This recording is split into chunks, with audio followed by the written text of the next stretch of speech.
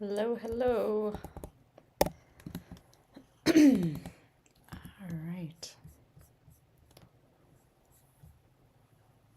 Oh, goodness. Well, I am still painting this terrain. I will be painting this terrain forever, or mostly forever, half of forever. Oh, goodness. All right. I have had a long day. We will see how long I last in the terrain painting foray of the evening. But we'll try. We will try.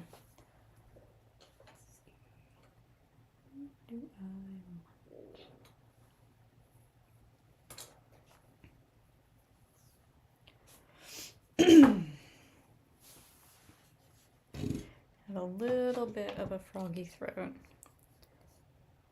Hi, Wolf. How are you? Good to see everyone.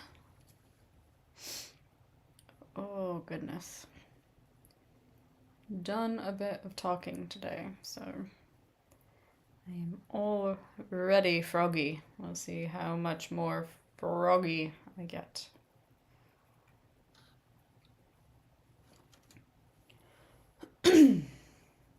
Luckily, as always, I have my ginger beer. It will make the frogginess a little better. As is the plan.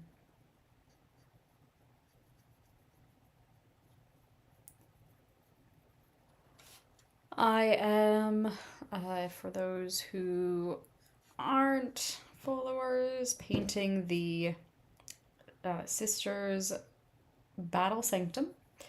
And I have done all of my dry brushing to make it look like stone building.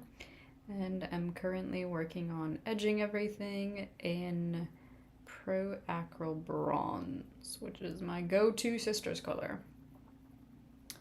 Almost all of them have some weapon in Pro Acryl Bronze.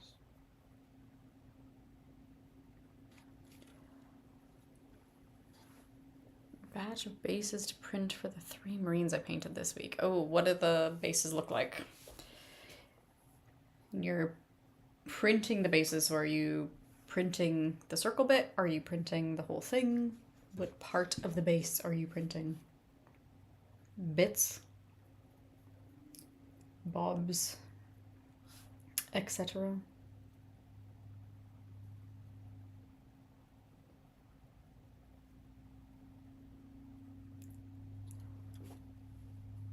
I am curious.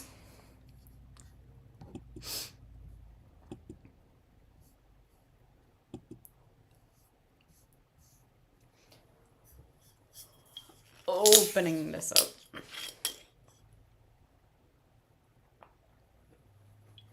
The whole shebang. Nice. Is it a printing the whole thing and it's got all of the bobs on it? Are you printing and gluing?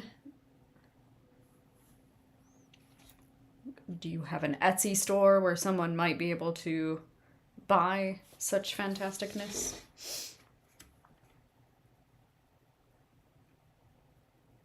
Because if you do, you should certainly throw it in the chat for me and others.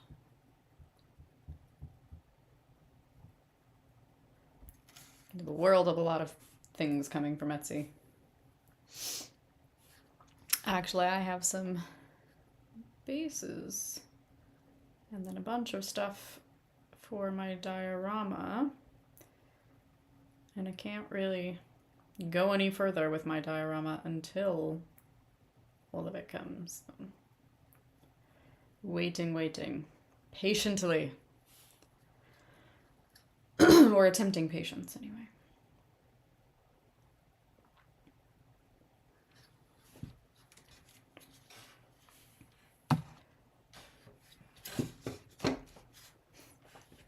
The thing about these windows is when you turn a piece to a different side, you realize that you haven't really done the entire thing. You've only done one part of it.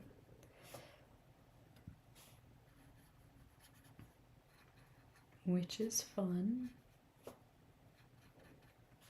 Who doesn't love more to paint?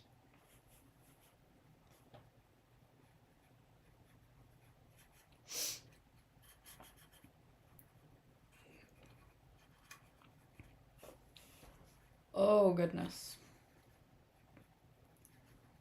I feel like every time I look at this, I feel as though I'm making progress, and then I pick it up to actually start, and it feels not like progress and more like the biggest piece of terrain I could have possibly chosen. Is there a bigger piece of terrain than the Sisters' Bastion, Sisters' Basilica, Sisters' Sanctum, I think it's called?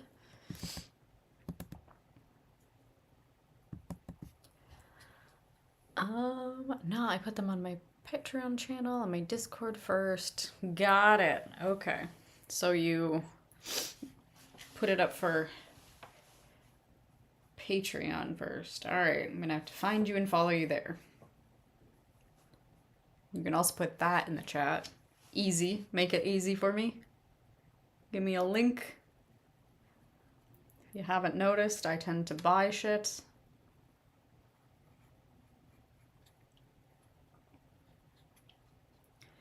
Because I like doing this.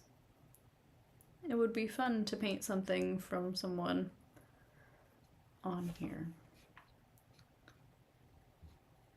It would be a nice turn of events to actually paint somebody else's piece.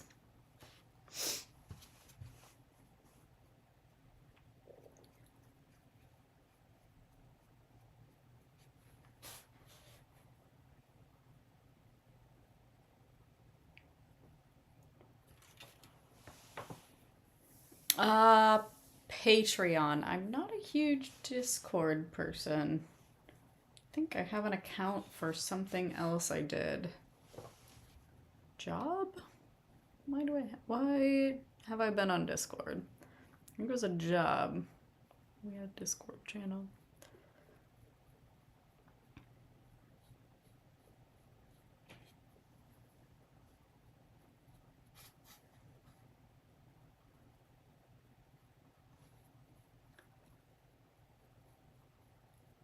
I have officially reached the end of a bottle of Pro Acryl. R.I.P. Bronze Metallic. You were loved. There is a replacement. We will love it the same. Awesome. Links.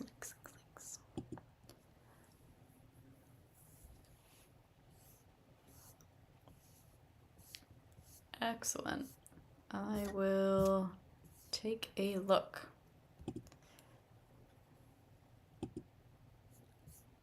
Always up for buying cool bases or minis that I might want to paint.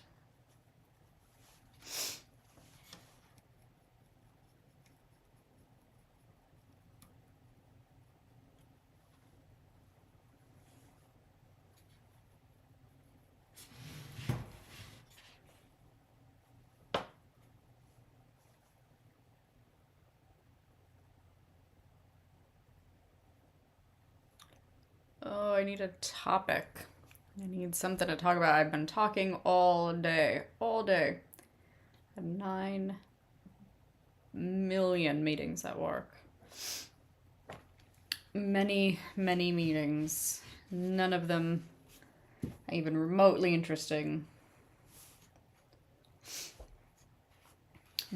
But that is my job. To basically talk a load of crap.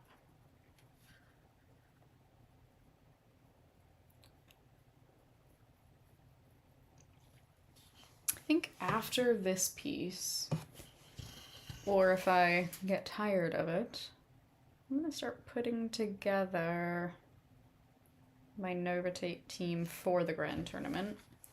Because I'm pretty sure, I would say 75, 80% sure of the mix. What else? Oh, I can put together and prime my Custodes so that I can put together that team just to play Kill Team instead of the Novatates for 5 minutes to learn something new.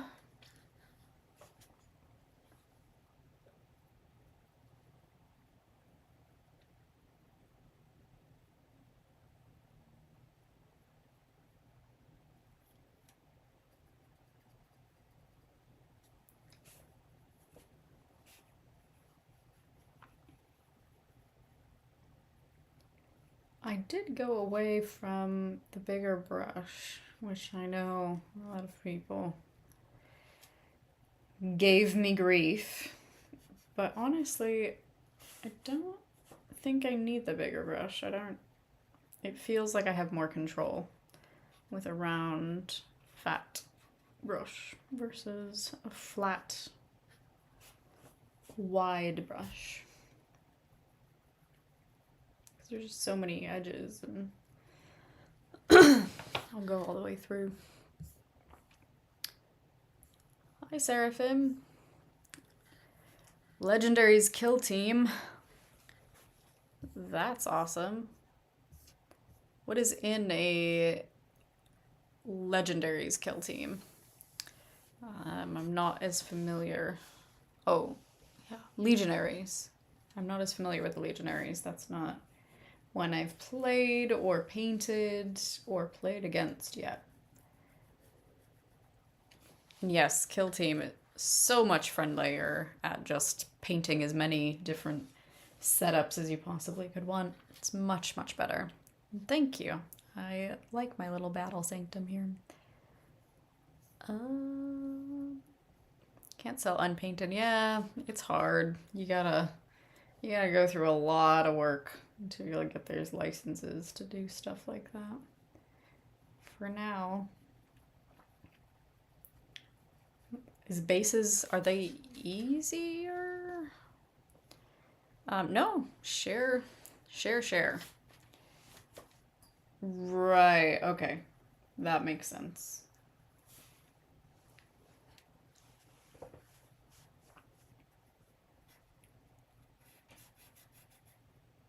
Keeping track of all of the different factions of Space Marines in Astartes it's a little daunting. Let's see.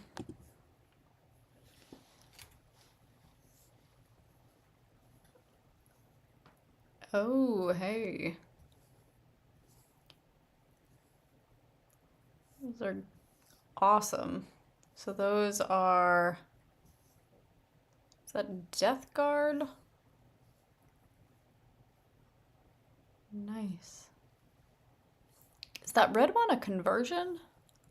I don't think I've seen that one before.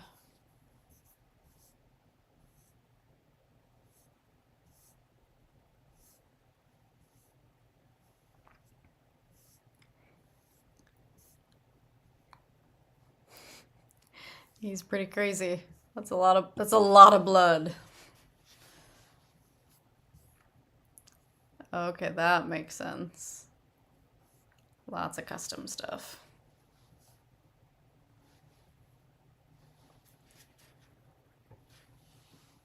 Red is Mark of Corn. Okay, that makes sense. That's...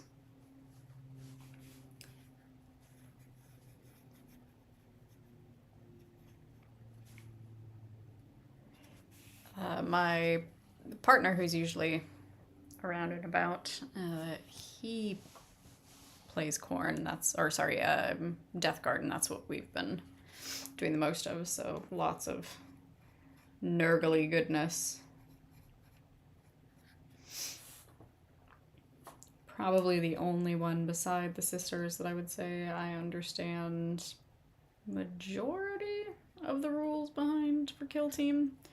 They get some good stuff. I know people complain about the sisters and our acts of faith and faith dice and various different things that we get between Kill Team and 40k, but Nurgle gets a lot of rerolls and some crazy stuff to really put any army against them at a disadvantage, like Contagion. What was the other one? Oh, Ream, the Plague Bell. I hate that Plague Bell.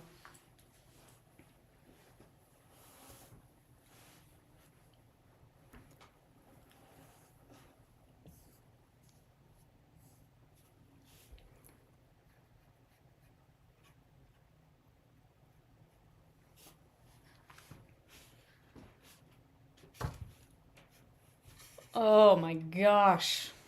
I am really starting to feel just how big this model is. Every time I'm like, oh, I must have done all the windows. No. There's more. There's more. There's always more.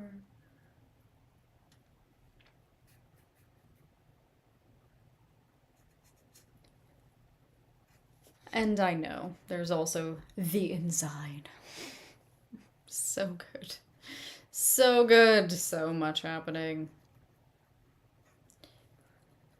I'll actually probably be happier once I get to the little bits. That's kind of my favorite part because it's really tactile and you can be very methodical and just go space by space. It takes a little bit of thought to think about what you're going to paint, what color you're going to paint everything, but it's not like this where it's just a little bit too mindless. And I'm going to paint all of the edges the same color.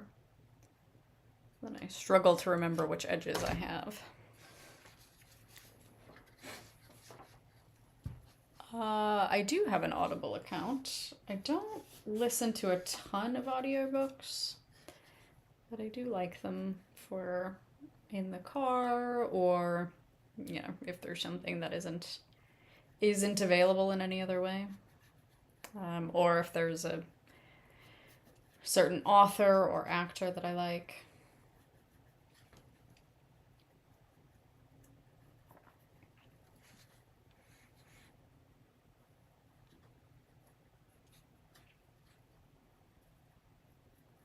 Quite a few of the sisters' books that are only audio, either Audible or whatever the Games Workshop Black Library stuff is called. Took me a while to really get into audiobooks, honestly. Took me a while to even get into a Kindle. Took me a lot of kicking and screaming, but then made more sense. It was easier. I was able to get all the books that I wanted, even though I couldn't find them in other ways. Now it's hard to go back. Ooh. I have actually bought the first in the series, Williams? Somebody Williams wrote, and it is queued up on my Kindle. I just need to finish the fluff book I'm reading right now, and then I will start it. So we're close to me getting better understanding of how awesome the wolves are, even though still really not understanding their lore. But they have wolves, so I'm totally okay with it.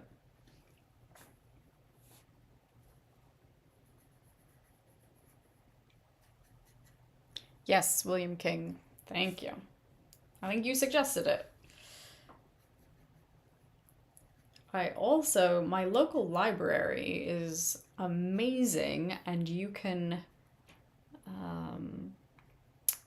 rent books. Rent books on Kindle, rent books on Audible from the library. I don't know if this is a thing that all libraries do now because they're trying to become a part of the 21st century, but I think it's great. And they've had quite a few of the Black Library books, which was surprising, but I suppose it shouldn't be as surprising. Lots of people read it.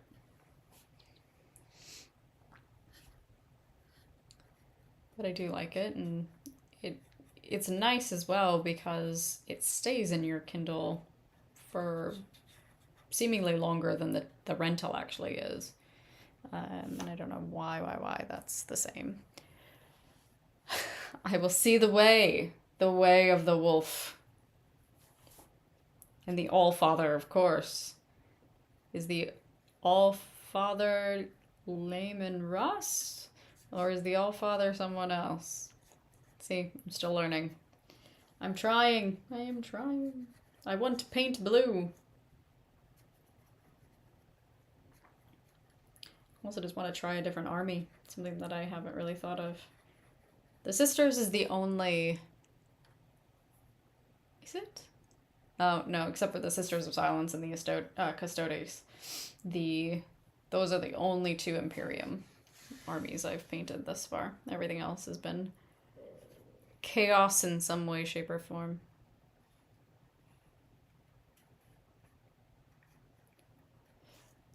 Do like a bit of evil.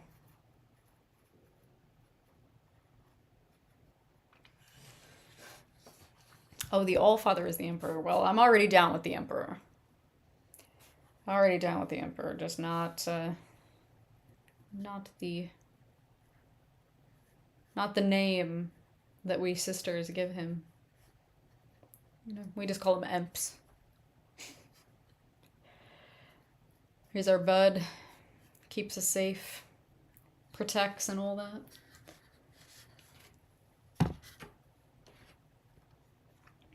I have quite lost my mind today. It has been a long, stressful week. The sun was finally out in the Pacific Northwest today. The horribleness of work is finally over. Tomorrow I can work from home, and it will be an easy day compared to everything else. Even though I get to have an uncomfortable conversation with my boss, get him to be just a little better. He's pretty awesome already, so it seems silly, but sometimes you just gotta put your foot down.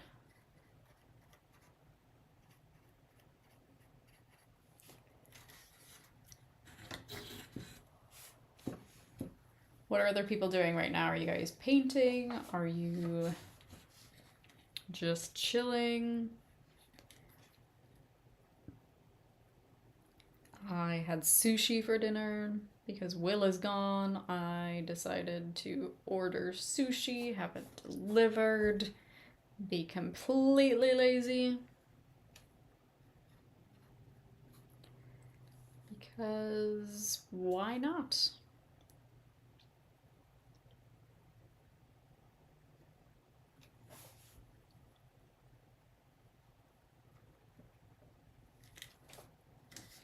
This is one of my favorite brushes. I haven't spent a ton of money on brushes. I've done a lot of Amazon buying, and I find the brushes I like the most are typically brushes that are meant for watercolor for stuff like this because they take a lot of water and paint. So you don't have to keep dipping, you don't have to wet it on your lips kind of deal. It's very forgiving. And I know that that's Deef Dread. Tell me more. What are you fixing about it?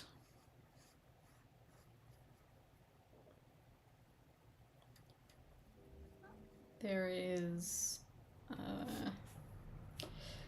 one thing I don't think I've found a favorite in a brush type, and that is I haven't found a good, I found good, I haven't found a favorite, I guess, set of dry brushes. The Monument ones are good. The Honestly, that's one of the other things that I like of Army Painter. I'm not a huge fan. Like, their paints are a little... everything else is probably fine. I just don't have a lot of it. And then I do like, especially their kind of bigger dry brushing brushes.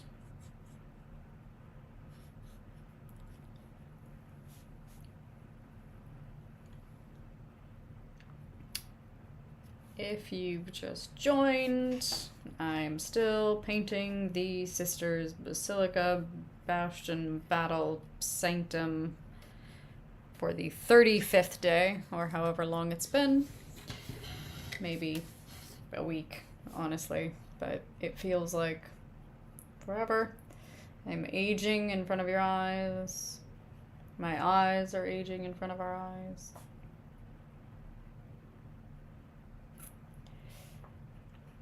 These windows, I'm gonna try and do some actual stained glass. This one is way more intact than some of the other pieces from Calnath that I put together. So I wanted to make actual stained glass in there. I'm trying to figure out exactly how to do that. I think there's a couple of options. But I will work on that at a later date. I do think it's going to be not as time consuming in the process of it, but certainly time consuming in I think I'm going to have to do stuff, wait for glue, wait for prep.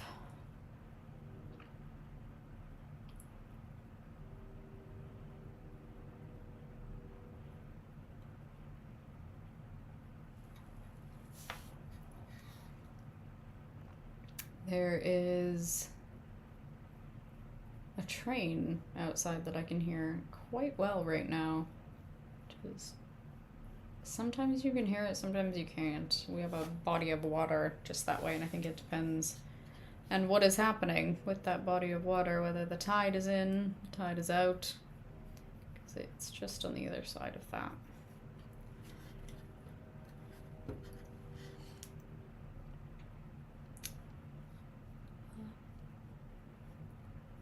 Yes, I'm going to read the William King books, and then... Does anybody know if they're going to do another Dawn of Fire book? It seems like the series ended with a cliffhanger, or the last book ended with a cliffhanger, but they haven't really announced what they're going to do, so I don't know for certain, but I'm looking forward to that next book, which I assume will be out sometime this year. Don't know if there's any new Sisters books coming out. The Last Anywhere was a very, very short story, like 30 pages, which I try not to be disappointed with short stories. Something is better than nothing. But when I get to the end of them, I'm usually wishing for more. Especially when the Siege of Terra book comes and it's, you know, the size of a Bible. Quite a large piece. I haven't read those yet. I'm not sure I'm super interested in the concept of reading the entire Horus Heresy and getting sucked into the 60 books that is that whole universe. That seems just a bit much. I've seen some lists that kind of give you a smaller thread to start at. So maybe I'll do that and skip some of the books that don't have as much purpose and meaning or good content, so to speak, and see if that helps a little bit. Oof. Exhaust pipes. Yeah, that will take some time. They're gonna have something very big to fix. Hi, Copanic. How are you? Oh, thanks for the follow, Spilled Paint Pot. Good name. If you were following along last night, there were many spilled paint pots. Well, I suppose streaking grime pots, which is kind of worse than a spilled paint pot even. And there's nothing sadder. Nothing sadder than spilled paint. Especially if it's one you only have one pot left. How are you doing tonight, Kill Panic?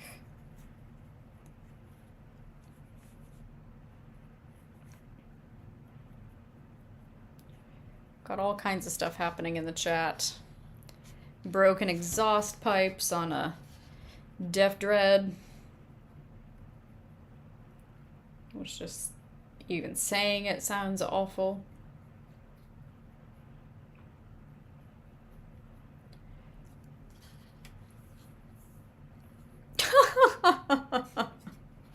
Oh god. That's funny. Streaking. Well, it's streak N. Yes. Oh, streaking grime. Streaking grime. Yes, I have also spilled a good amount of Nuln oil in my day, and it could go better. It's not quite as bad as streaking grime, though. Streaking grime is one of those things where it makes everything sticky, it makes everything smell. It's really just not what you want to be spilling. Spilled a pond of contrast paint. Nice. Nice. You know, if your first stream isn't a bit of a hot mess, I don't really trust you. That's perfectly fine. You are now a trustworthy person by knowing that your first stream was as much of a cluster as the rest of us. Having trouble putting paint to model lately. Yeah, I know. Sometimes it's hard. I get that way too. You just don't really want to focus. You don't really want to do the thing you know you probably should be doing, especially if there's a deadline or something that you're working towards. It can be hard.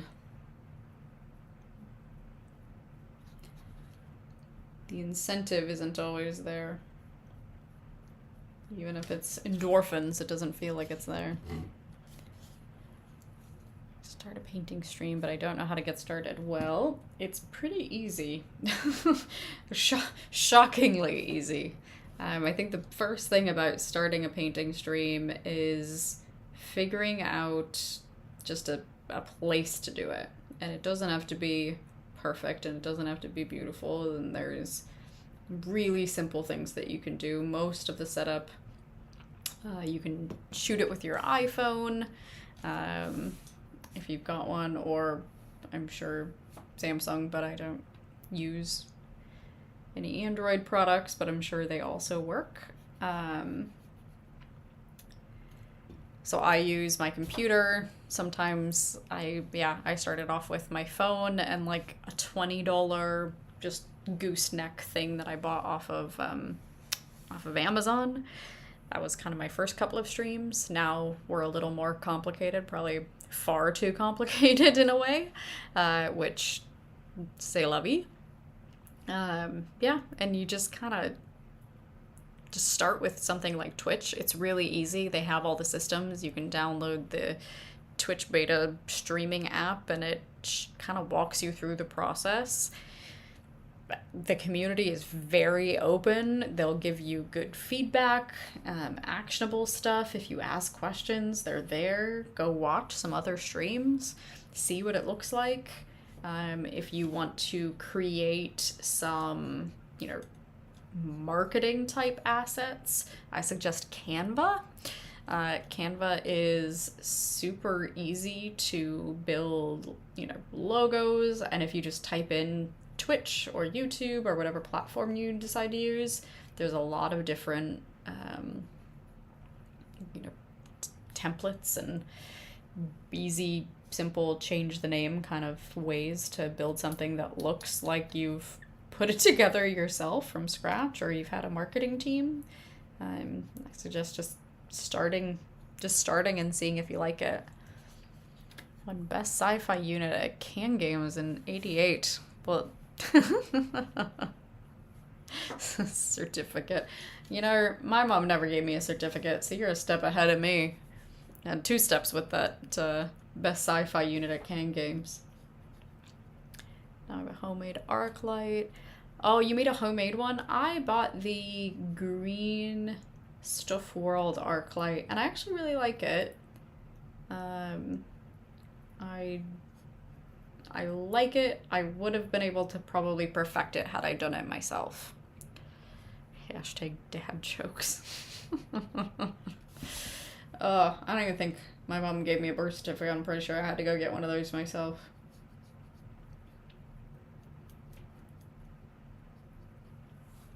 Figured she didn't need it anymore.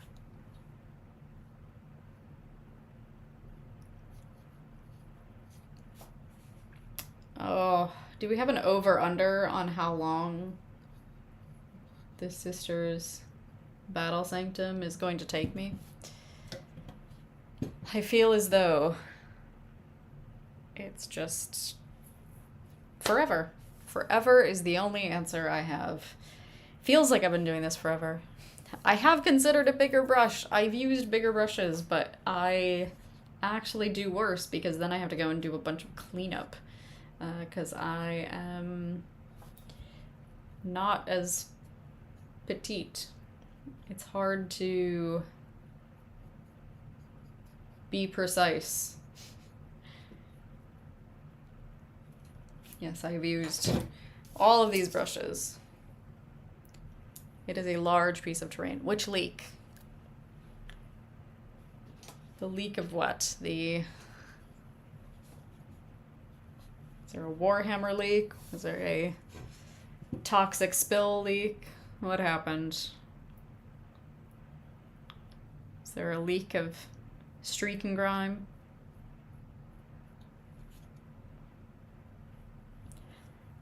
I did not see the Dante leak, whatever that might be.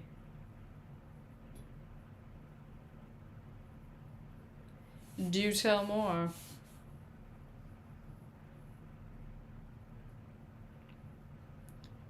This week has basically been going to work. Is a lady spinning a leaf while singing a Finnish folk song. Oh, you're winning. You're winning. We can almost count that as a dad joke. He's a Blood Angel special character. Oh, that'll be fun. I do feel as though there are many special characters coming out in general lately.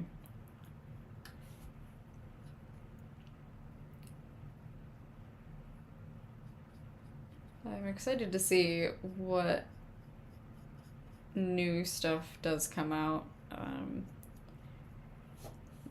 We're very much hoping that the Vashtor gets an army and it is Dark Mechanicus, because that would be pretty awesome. That would be pretty awesome.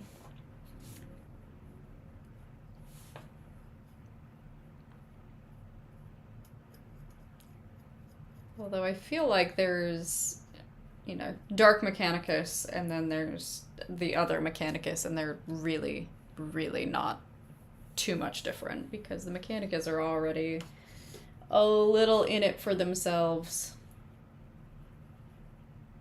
Steps away from being traitors. For the knowledge, of course.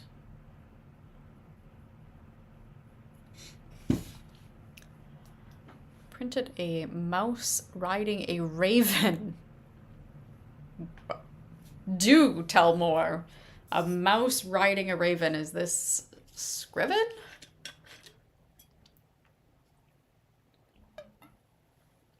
Yes. I too would be hyped for Dark Mechanicus. It feels like kind of a missing piece in all of the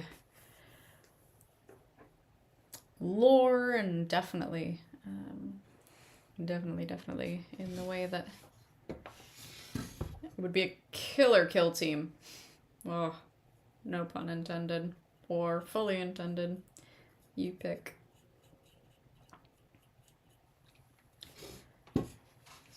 Process of doing some bases. More bases. Oh, I gotta plug in. It's not for Games Workshop, but it's a game called Sega Game of Magic. I also have mice riding frogs and magpies. What is this game? What? This is a tabletop game? Not like, sounds very high fantasy.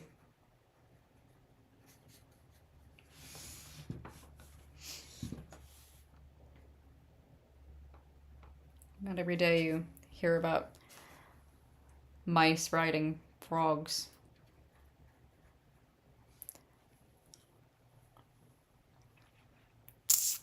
Very adventurous mice, yes.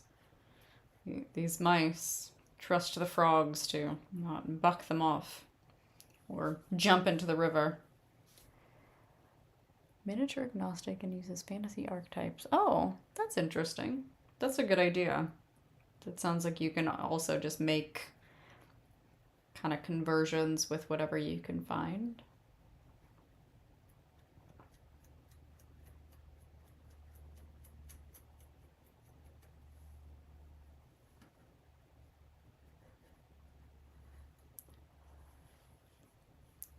And definitely fun to paint.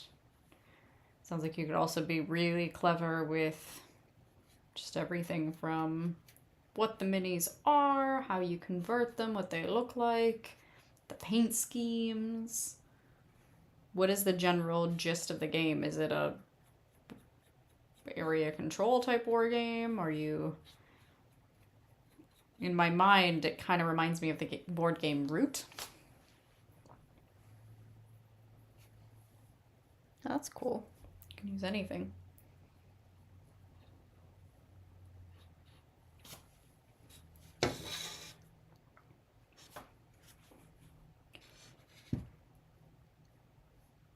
Can I use this terrain? Do I have something else I can possibly use this terrain for?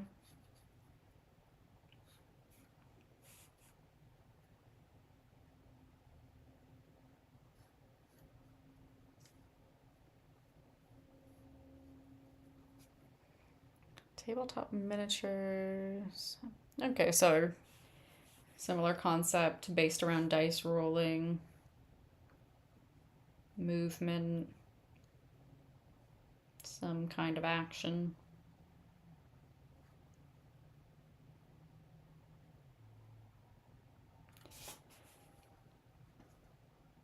Spending so much time on this terrain, I think I'm gonna live in it myself. Honey, I Shrunk the Kids style.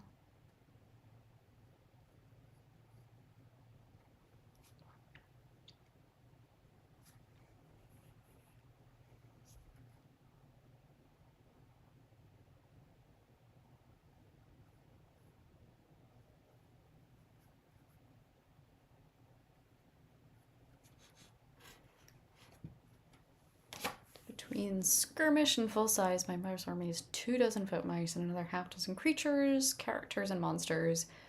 Usually have about 40 dudes, give or take. That's a pretty big army. Is it similar to 40K where you've got kind of a points system and then you can choose whatever within that points?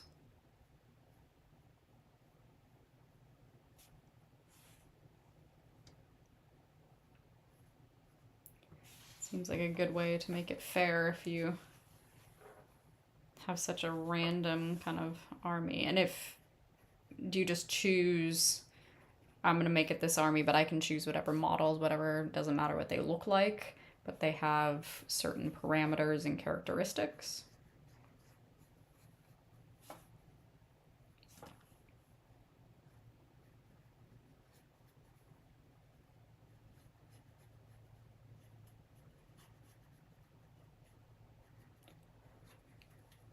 So much paint. Yes, there's a point system, but the troop types are very generic, so you have a lot more leeway. That's fair. That's one thing that even in Kill Team, sometimes I'm like, well, what if I would rather have, you know, one big dude that has XYZ bigger axe, knife, etc. versus whatever you're telling me I can have. Wish there was a little more leniency, a little more creativity. Not that there's not creativity. 1 point you can get 4 elite guys, 8 regular guys, or 12 newbie types. Yeah, that's definitely a big army.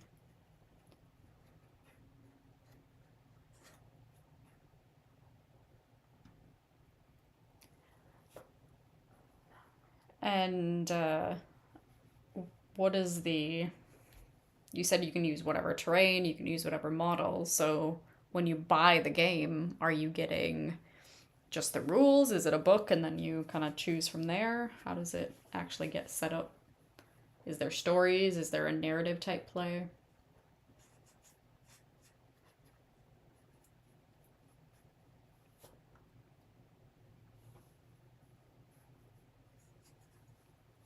Combine dudes of the same type when you make your army. Got it. So you don't have to have all of the same characteristic. You can mix and match.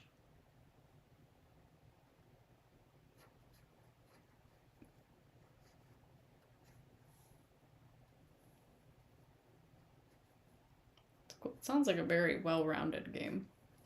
I've done a lot of play testing.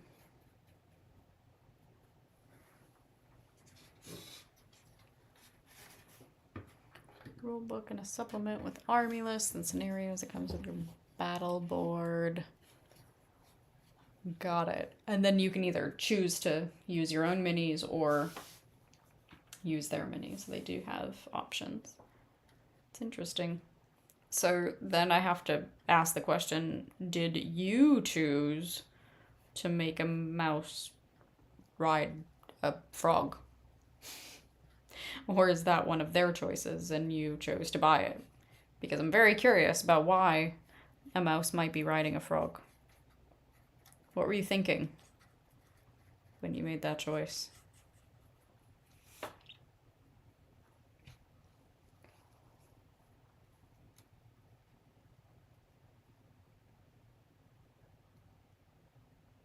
Christmas trees?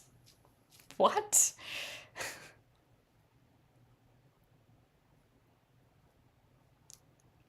Digital files and figures. Interesting. So you can literally, like, I could go pick snowmen from my Christmas decorations and call it an army. Bunch of Olafs.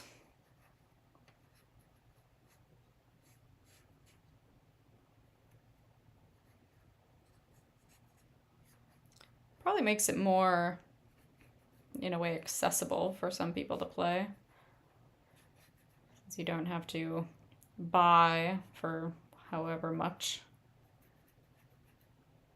Glue, paint, prime paint, etc., like you do with the Warhammer stuff.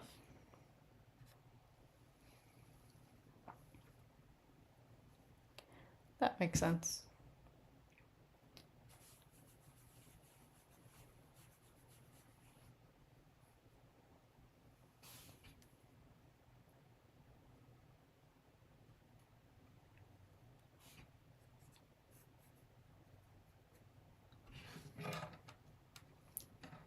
Does anybody play the Middle-earth game? Some of those models are incredibly beautiful. The level of detail is just crazy. I think there's the one with Treebeard and the Ents that just blows my mind every time I see it. Maybe using historical knights and maybe a unicorn. Oh, I have a unicorn people could use if they wanted. Oh, thanks for the follow, Ent.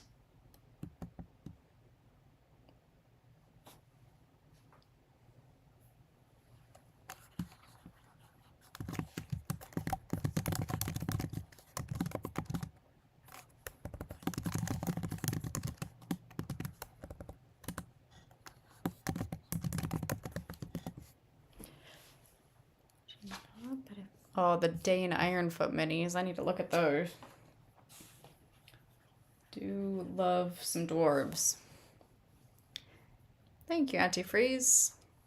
I have been painting this terrain forever. By forever, I mean at least a week and a half. And I'm not really more than 35% of the way done. Antifreeze, yes. I caught on. I am half blind, very tired, and quite old. Full kill team terrain. Yeah, it's a lot. It is a lot.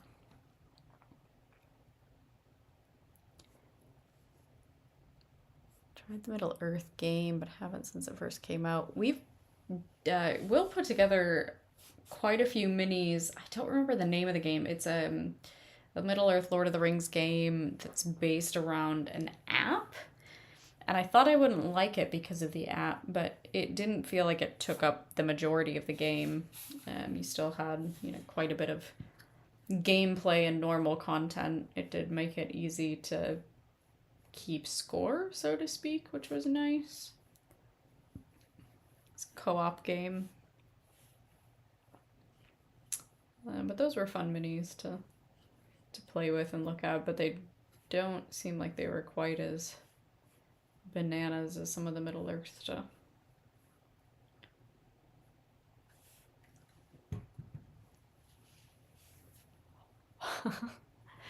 Yes, I do like the concept of the war pig.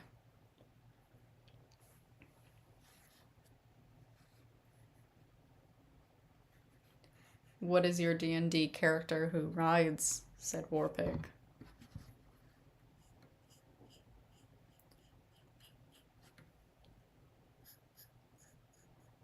Our last D&D adventure got a little off the rails.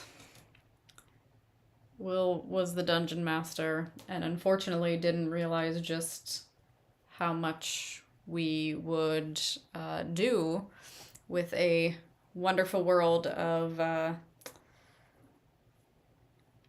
totally screwing everything up by, stealing and raising myself a set of owlbear eggs. So we have to deal with that in our next adventure because we stole some owlbear eggs and now I'm going to raise them as my own.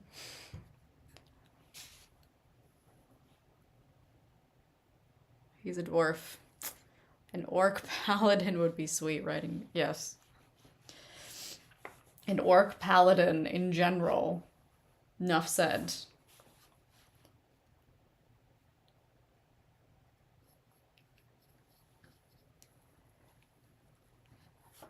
Malthaw. Wolf faction that deals with pigs. And they have a war pig that uses things like cast iron skillets as armor. Oh, that sounds like it would be a lot of fun to paint a mini like that. Like they should do a whole faction.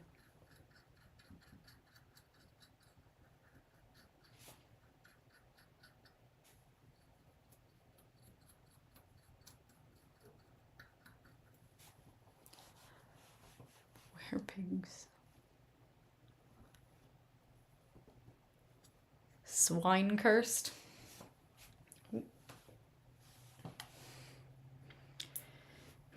Time to switch to the new bottle. It's new bottle of bronze time.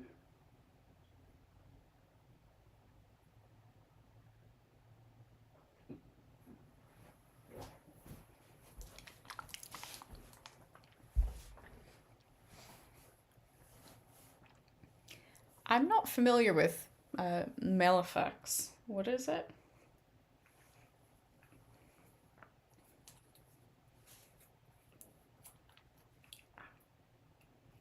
Truly new. Doesn't even have the protective seal off.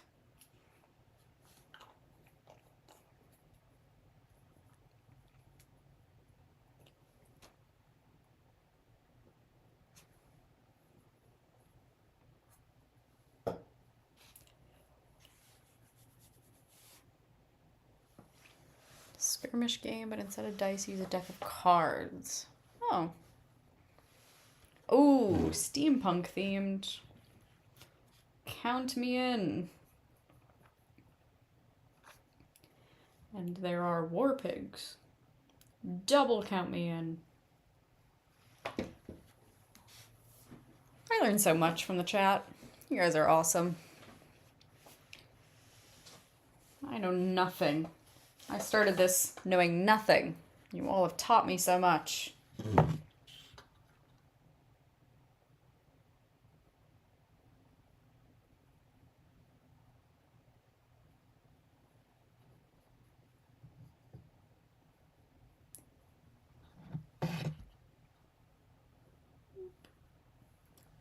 Little Edge.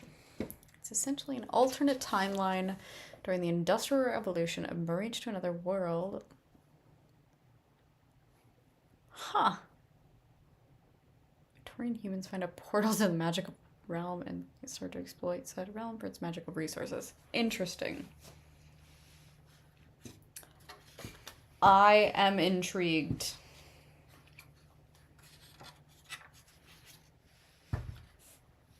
And is it like a whole, is it just a game, or is there a whole narrative and universe and books and all of that?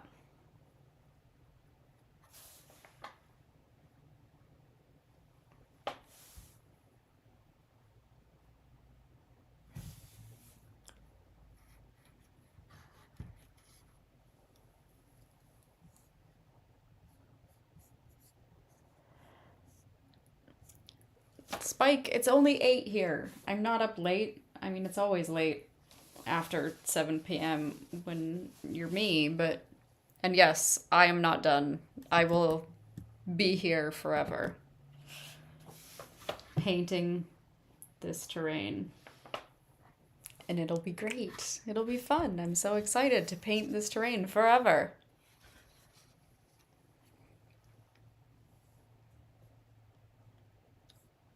Big universe.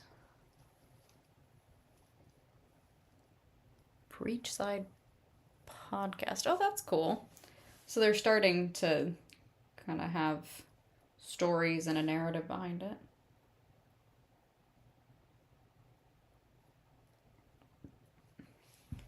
I like the idea.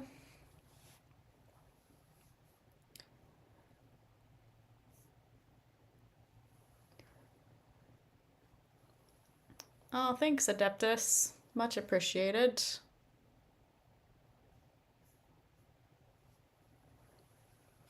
Everything is late for me. Like, I am struggling. I will not be streaming late tonight. Between last night's fairly late stream, multiple early mornings, I am toast. We had a not great day at work, having to do a reorg and all kinds of stuff, and ugh, bleh. Emotional. It's why, in a weird way, painting this terrain is actually cathartic.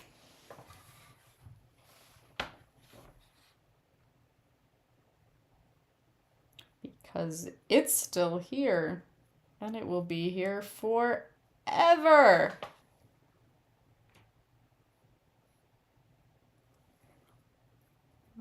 And I will be here with it, painting this terrain with you all. Showgirls, can, stage magician. Okay, I definitely need to look this game up.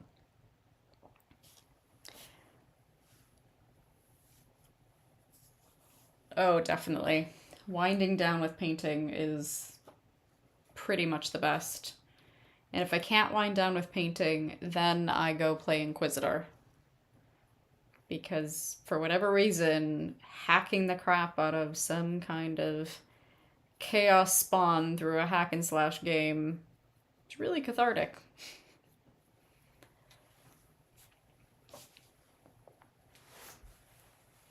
Interesting. I'm definitely going to look this game up. It sounds very fascinating. Okay, that's gonna happen every time.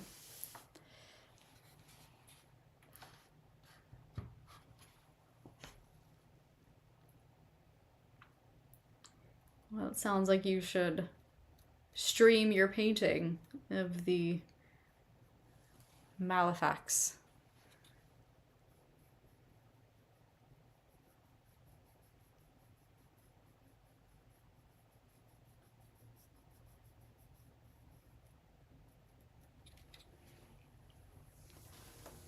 More cool games and there's time to play them. So true. So true. I play Inquisitor on the PS5, and I am patiently waiting for them to release the Sisters DLC on the PS5. If you play on the PC, I'm jealous. I'm very jealous. Although I do like my assassin character. But she's pretty much maxed out. Malifaux. Sorry, French, of course.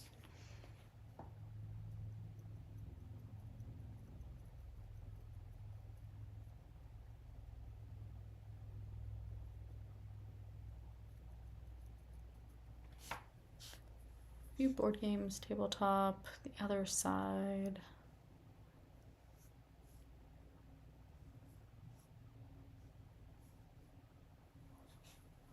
Moonstone. Okay, tell me about Moonstone.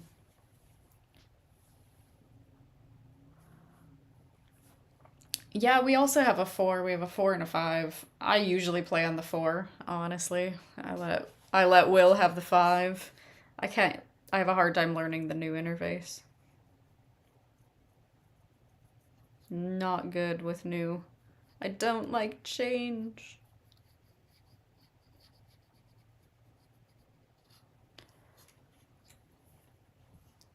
Moonstone is awesome. Okay. And it's another models game. I'm gonna be just flooded in models. There's gonna be models falling on top of me. Also card based, very skirmish. Oh, that's cute. Fairies and goblins and things. It's a little more fae-like.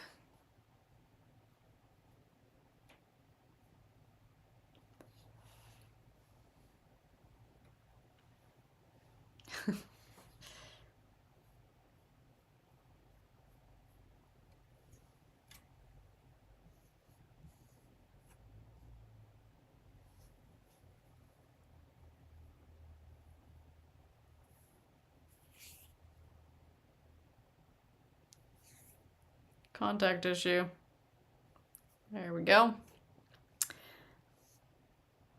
A farting goblin model? Like it has a little poof behind it?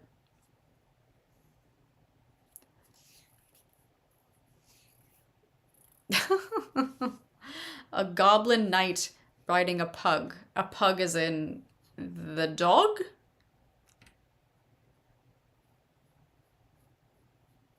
Must be a very big dog or a very, very small goblin.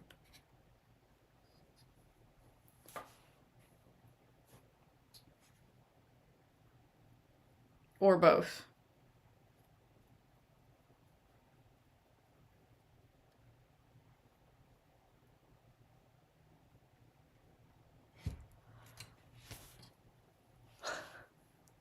Oh, now I really have to look this up. Okay. Goblin riding a pug. Let's see what Google has to offer me.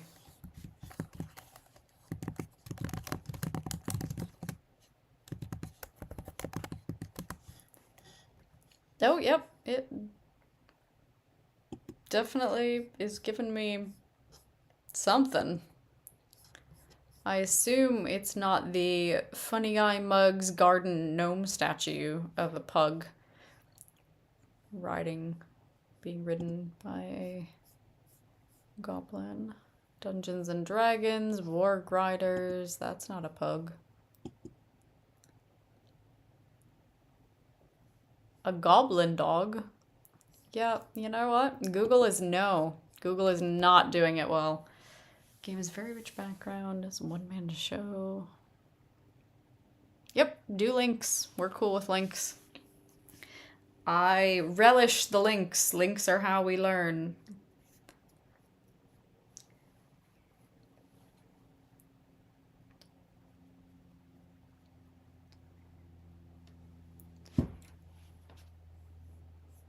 Here we go. Insta link. Oh, those are really cute. Just in general, like it's a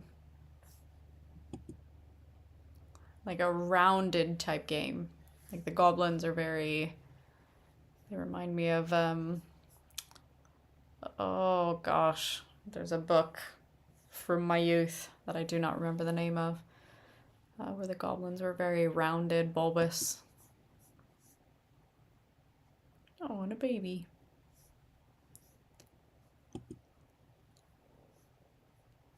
Oh, very cool. I will follow. Good account. Moonstone the game. Done.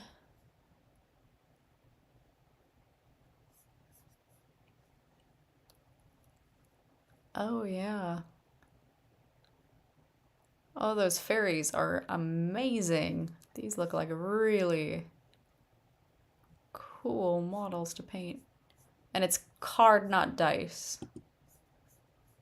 Interesting. Yes, the opposite of Grimdark. The opposite of the Imperial world of 40k where all is war, you must die.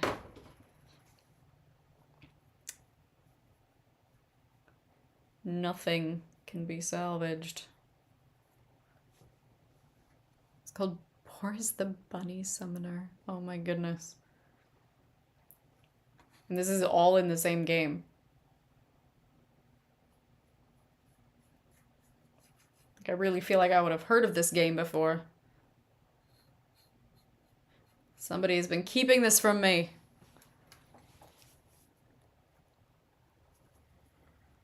This job makes me so happy.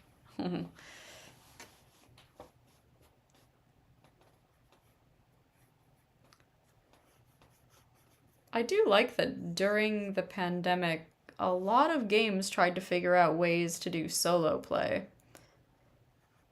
And online play and things like that. Feels like kind of an important thing to figure out. Because not everybody wants to play all the time, even in a house full of gamers.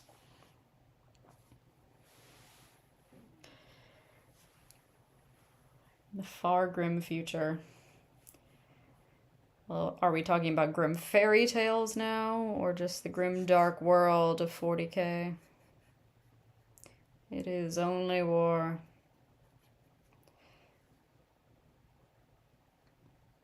It's probably because they don't pay anybody. Get paid in servitude. Food and board.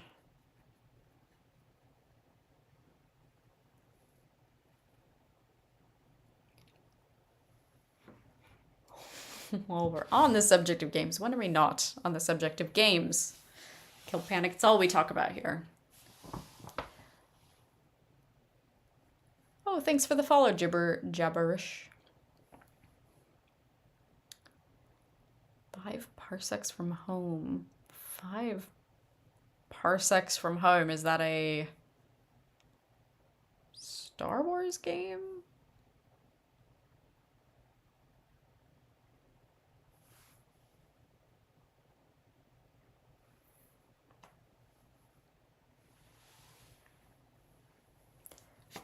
I think most of the solo games that we have are war games based around Caesar or World War II.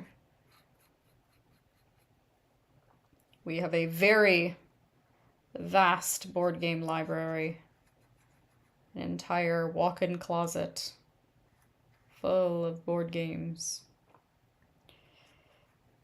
think the last count was somewhere in the vicinity of 300, which is probably not even close to true anymore. 5 Parks is sci-fi, not necessarily Star Wars. Got it. Here's a link to a painted Gracie the Armored Pig. Ooh, good. Oh. It's so cute. The red eyes are a little evil. Sorry, I don't understand. I wasn't talking to you, Google. Okay, Google, stop.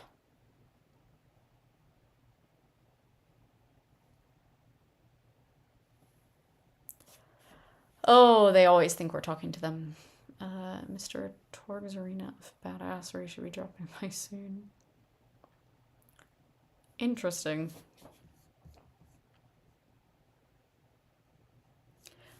My contacts are bothering me. I will be back in 2 seconds.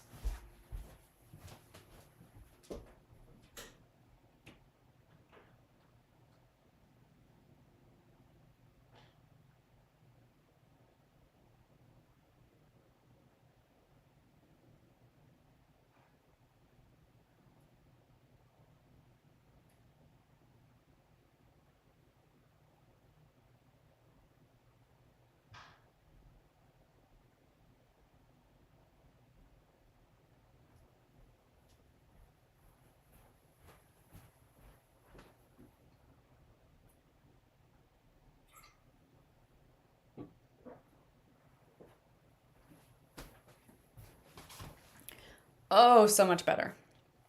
So much better. Okay, what did I miss? Mr. Torg's Arena of Badassery. What other link? 5 parsecs from home.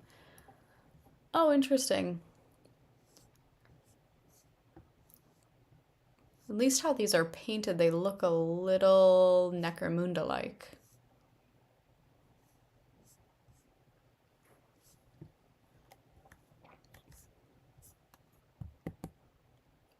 Very cool.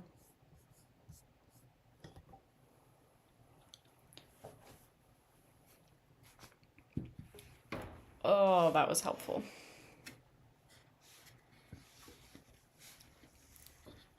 Thank you so much for you coming to join the chat tonight, Spilled Paint Pot.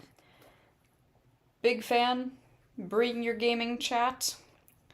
We talk about all things, not just 40K. Gamers gonna game.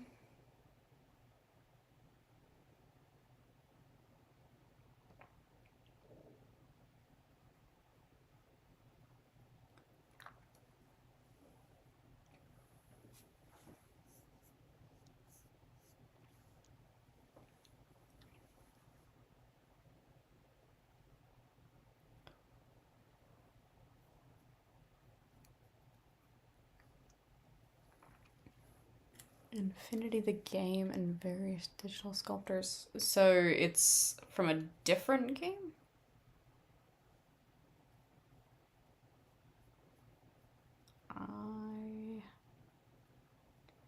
I like the concept of it not being all from the same kind of set. That makes a lot of sense to me, where it feels like that would be how like a D&D type tabletop game would work. Be a little more free form, choose your own thing.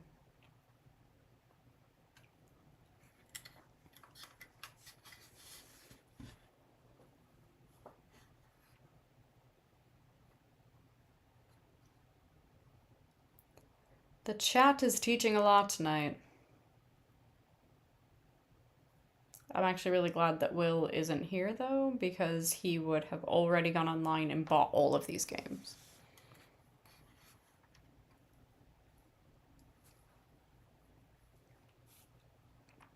Which isn't necessarily a bad thing. We would just have to then later find room for them.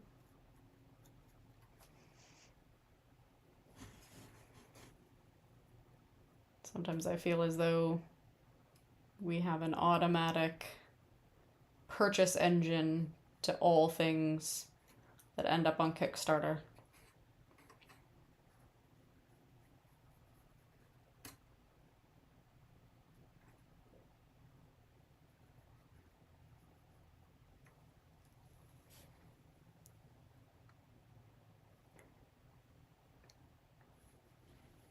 Thanks for stopping by, Wolf. Much appreciated. I am a few chapters away finishing my fluff book, and then I will start the Space Wolves adventure and become one of you. Delta! Welcome! What is a Frost Grave setup? So many games! So many games. We also play a lot of the Arkham Horror games. Arkham Horror the card game, which is just super fun. And then we've recently got into... Oh god, I forget the name of the game, but the one with the minis that we've also painted.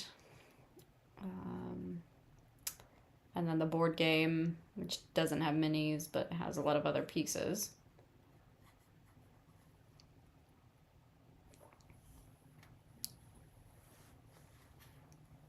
Oh yeah, we do have a lot of just extra D&D pieces around and stuff that we've randomly painted. Not Zombicide. What is the name of the one we're playing?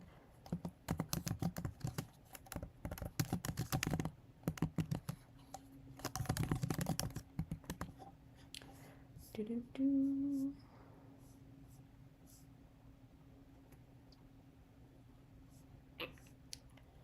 The Arkham Horror card game has been, I think we've been playing it for 3 or 4 years. It is probably my favorite thing. I just love the whole H.P. Lovecraft, super fan, but also it feels like, I don't know, they really got the concept of how to level up a character without over leveling it up, where you have to spend points in a certain way and you only get a certain amount depending on what happens. And sometimes you lose and you just keep moving forward, even if you've lost. Like, at one point we turned into bugs. It was bizarre, but it was hard, and it made the game totally different for the rest of the time that we were playing that faction or that card set.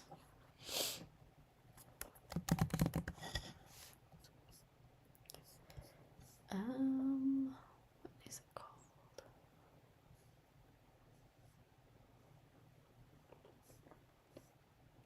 It's so funny.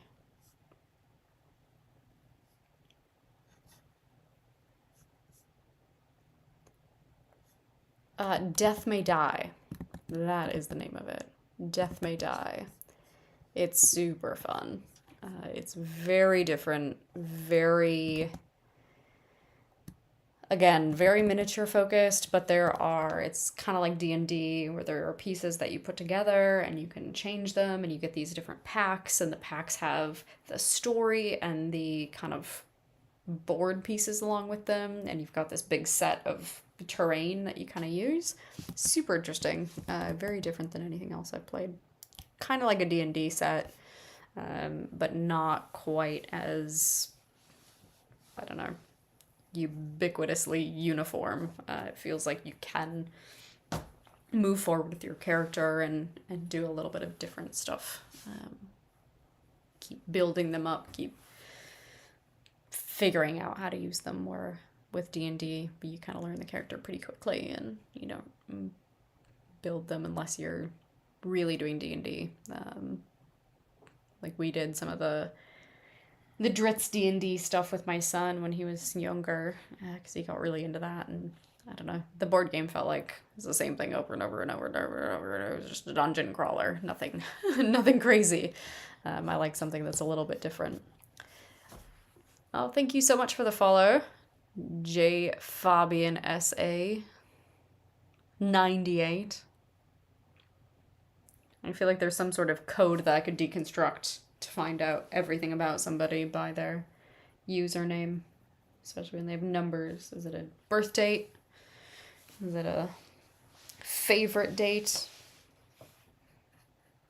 The letters, mother's maiden name.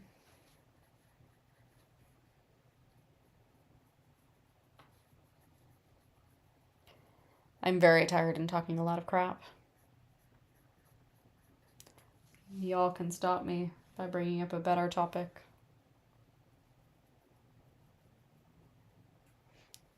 Only you can prevent me from rambling on when I've been awake since 5 a.m.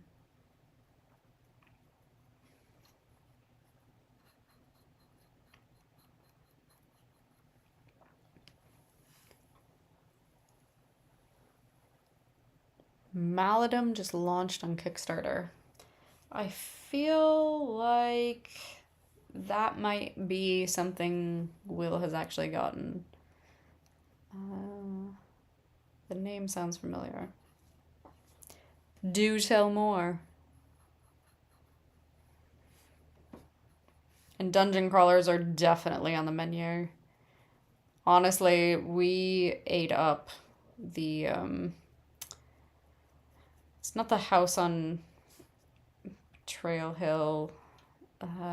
It was just called Betrayal, and it was the dungeon crawler-esque co-op game, legacy co-op game.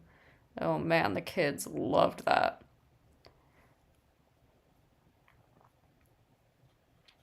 It was a lot of fun. Character changes. We made them play Pandemic. And then we almost 6 or 9 months into it got into a pandemic.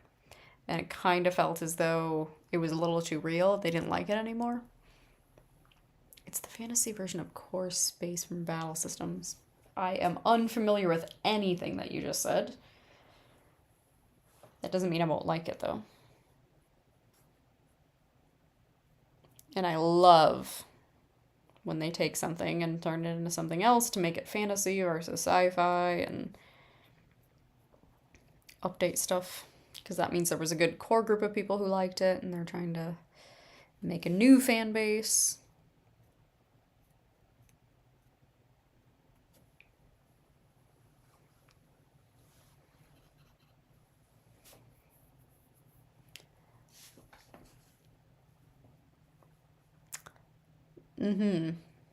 Thank you. That's really helpful. You can use whatever bleepity bloop, blinking, blanky, blobbity blah you'd like, but I still will not understand what you're talking about. The blorky blork. Oh no.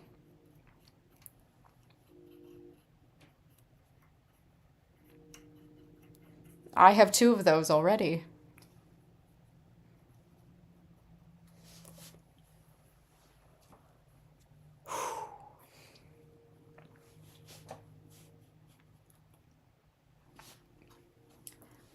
I do feel as though I am close to giving up on this. I'm sure it's just the tired kicking in, but if part of me wants to put it in a box and decide it is never going to see the light of day.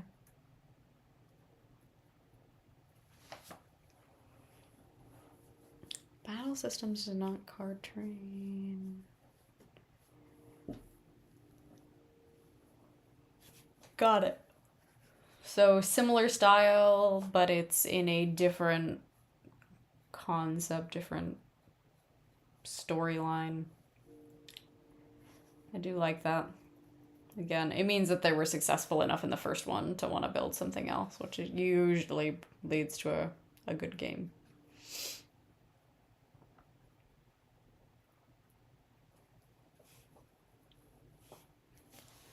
Yeah, sometime we'll have to go to a tour of our board game closet.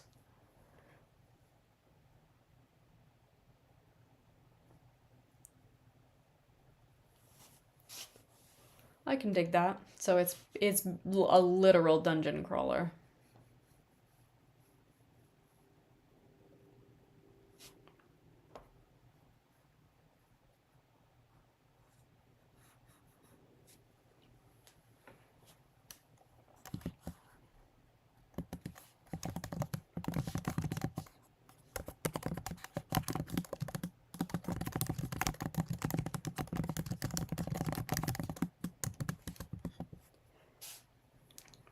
I just told Will we're talking about board games. See if he'll be sad because he's missing all the talk.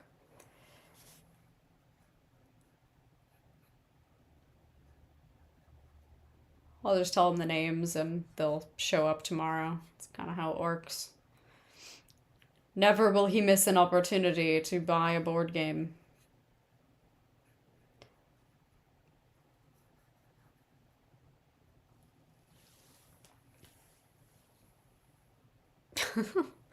I don't know if there is actually a crawling mechanism at all in a dungeon crawler. Except for maybe if you're playing D&D proper and you just really want to mess with your dungeon master and you can do whatever you'd like.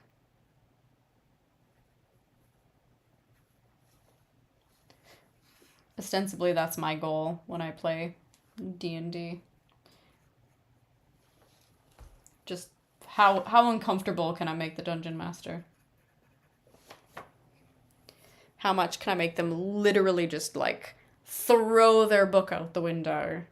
Have to reset everything, change the game entirely because I decided to do something silly. And no, I am not a bard.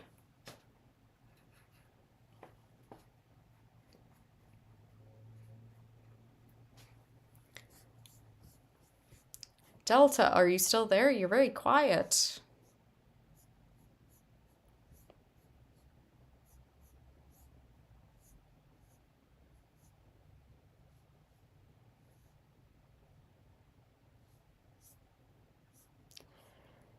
Stop using dice.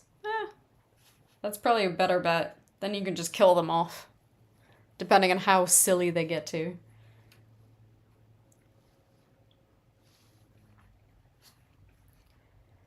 But it's way more fun if you let the dice decide. If you let the dice decide your fate and their fate.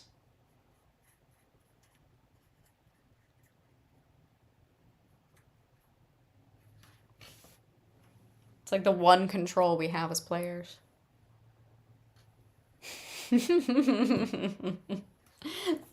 That's fair. If my dungeon master looks at me and says, "Are you sure?" I might be rethinking my options. Or it might be a ploy to get me to do something within their little box. Who knows? Who knows?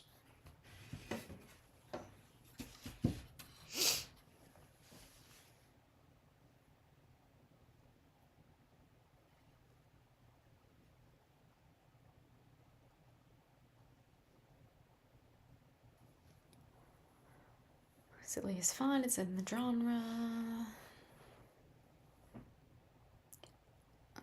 Oh, we actually bought Paranoia, but we have not played it. And it's an older game because Will said that he had played it, back in the day. I'm super interested in it though. Seemed really interesting.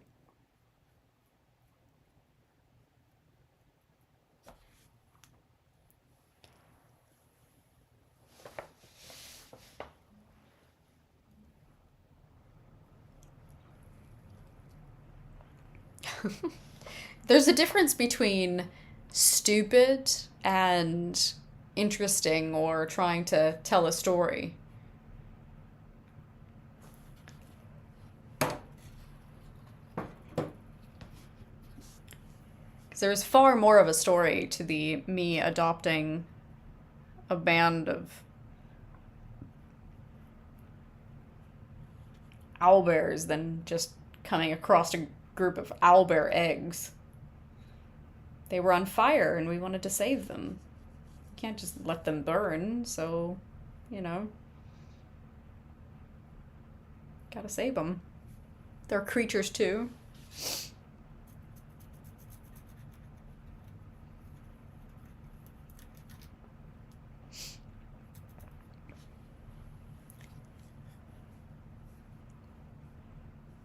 Paranoia also has extra lives clones to account for the spectacular and silly deaths. Okay, so paranoia has a lot of deaths. Um, we don't do we haven't done commissions. I've thought about starting to do commissions. Um, Will likes to paint what he likes to paint, so I don't know if he would do commissions, but I could definitely ask him. He is the far superior painter to me. I've learned a lot from him, but that said, um, he does like to paint what he likes to paint versus painting what somebody else wants him to paint. In an ADD session in the module 3 series, had a fight. We got ambushed in the tavern at night. We played it narrative without dice. And there were some very cool and heroic actions. Interesting.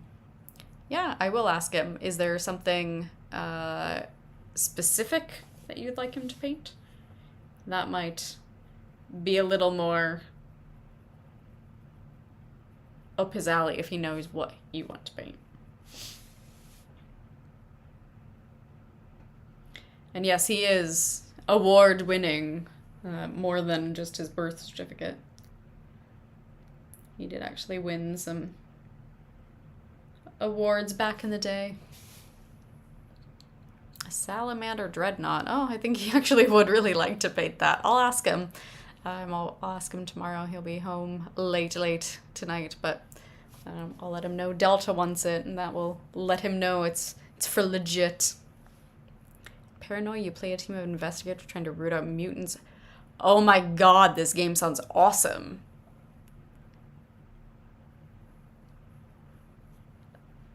It's like you're an X-Men.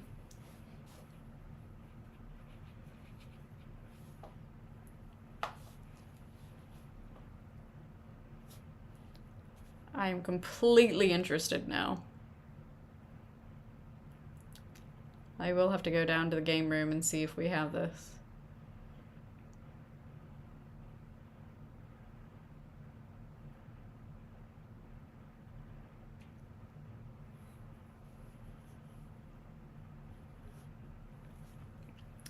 I like the silly games.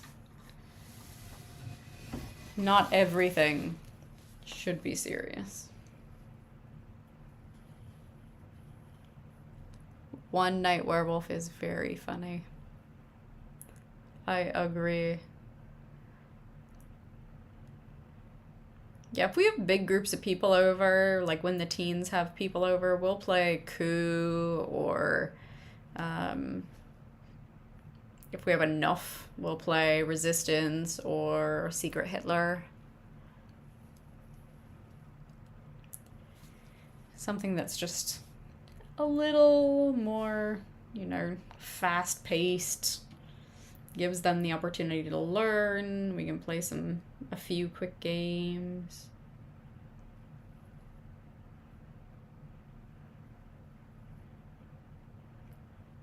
For Will's 50th birthday, I made 50 donuts and had a bunch of friends over, and we played Resistance and Secret Hitler, and we played a couple of other games as people started to dwindle in and dwindle out. It was really good. Oh yeah. Trust no one. Trust no one in general.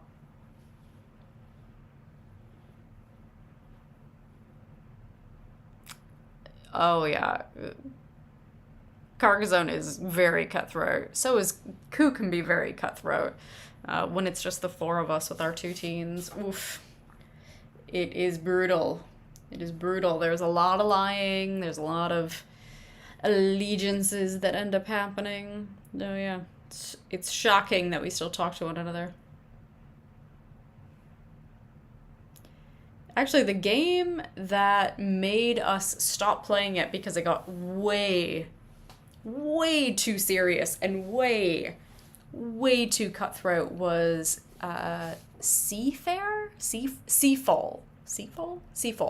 It's a piratey based like really cool game, really good setup. It was like really well done, but it was a legacy game, and if you won one of the first rounds, you basically got one-upped on everybody else, and there was no way for anybody to catch up.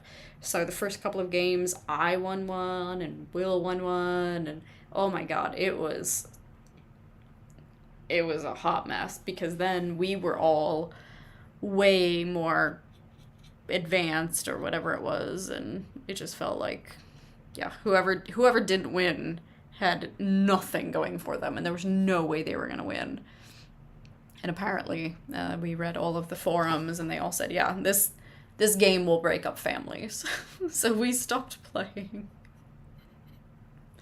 Really hardcore. Lords of Waterdeep is good. Betrayal is good. We played Betrayal, the Legacy version, and we had a lot of fun with it. That one the kids really liked. There was some creepy shit in that game, though.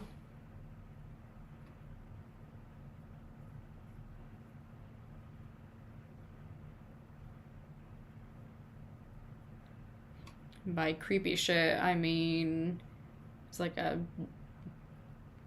baby in a crib that may or may not have been murdered.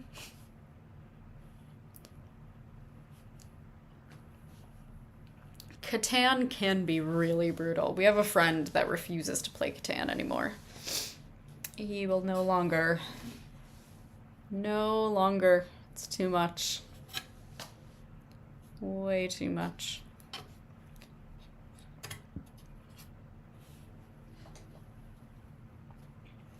I am a very competitive person, so I will continue to play something.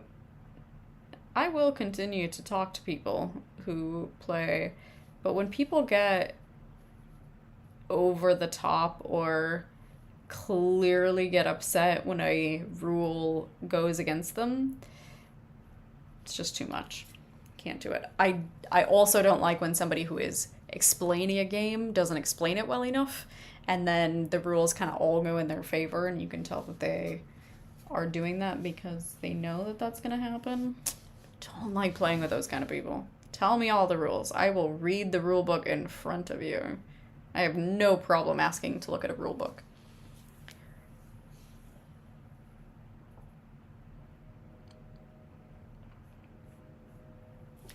Oh, thanks. I am definitely making some progress. Alright, Kill Panic. Good night, good night. I will happily pay attention to all of your random or unrandom enthusiasm. The sound from a musician on stage will bounce off the walls of the auditorium. The sound of a pigeon on stage will not. The reason is acoustics.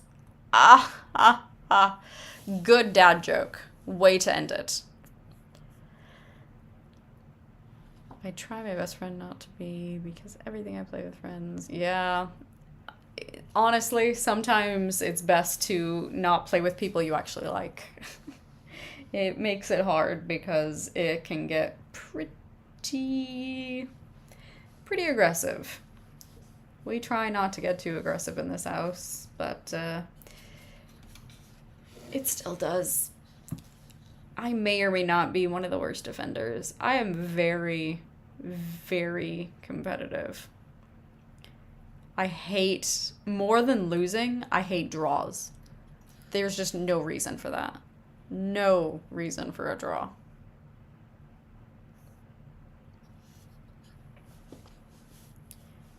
I think it ruins the game when, like, normal salty is okay. I don't mind a little bit of, a little bit of chaos. It's when somebody gets defensive against the salty, right? Like, I don't know, there's some kind of thing that everybody's against them, or that just doesn't make sense to me. I like smack talk. I'm a big fan of Ascension. Like, I could make money playing Ascension. I'm that good at it. I don't know why that game clicks in my head so well. So nobody will play with me anymore. And my own family will not play with me. So I have to go find other people, apparently. And they get so mad. Like they think I am gaming them. I am not gaming them. They've been playing longer than I have. I'm just good at it. I definitely stole castles and resources from both of them. Yeah, I mean, that definitely can breed a level of unhappiness that doesn't feel good for the person who's actually winning. That's the struggle, right? When you're winning, you don't want to be a jerk, but you're winning, and it's okay to also feel good about winning.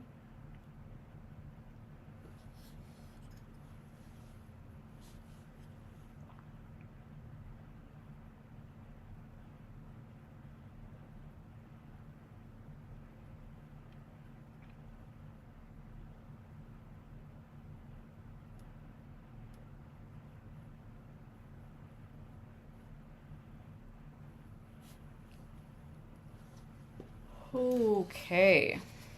I feel like I'm finally making some progress. Like I almost am close to having the bronze on the outside.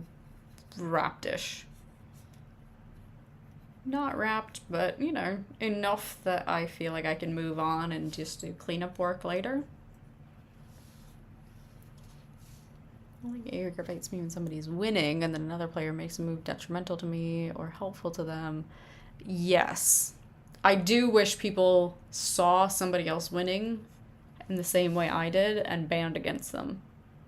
That can be aggravating.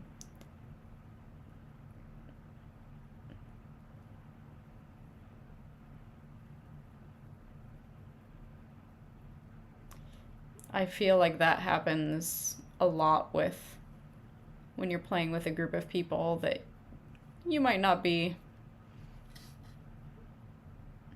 the biggest part of, like another game group or something, but they like somebody. Oh, yeah. Everybody should band against the winner. That is how it works. Have you watched the Will Wheaton game show that he does on, I think, YouTube? So good. I love it when everybody kind of bands against the person who is clearly winning. They are good. They understand the rules. Oh, it's so good. It is so good. It's funny. It's, you know, some relatively famous people in the geek circles, generally.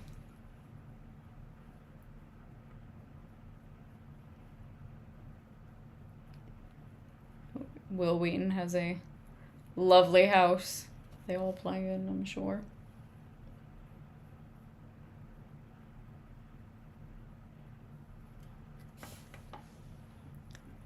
I'm trying to remember the name of it.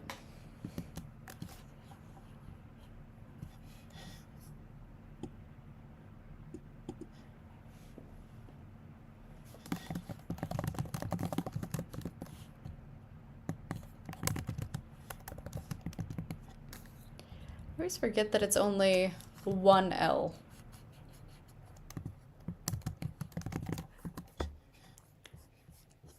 It is called Tabletop. Oh, I don't think it's on anymore. Looks like last update was May of 5 years ago. But the old ones are great.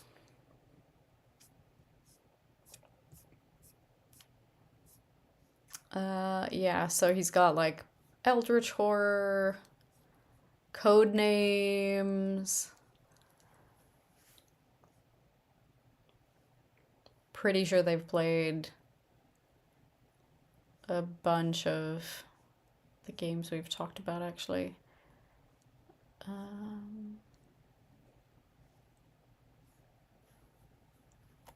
Yeah, quite a few. There's like well over a couple hundred videos here. So it's called Tabletop. It's very good. I recommend. It's also funny. I mean, Will Wheaton's just seems like, anyway, from what little we get of him, genuinely good guy.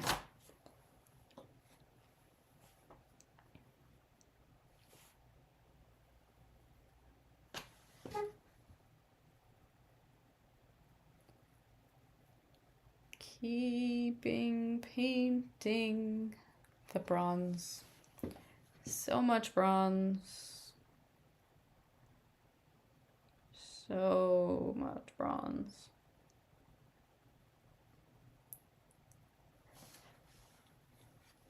Yeah, it's worth a look. I mean, it's just on YouTube. Super easy to catch. Again, looks like it's no longer current, which is perfectly fine. Plenty of content. It's all still relevant. Roughly, anyway. I suppose not all.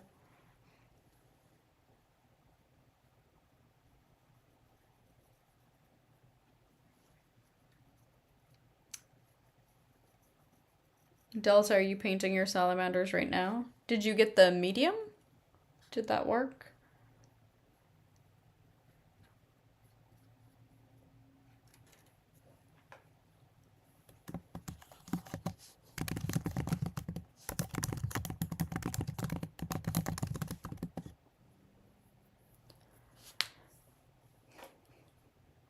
Why has it not arrived?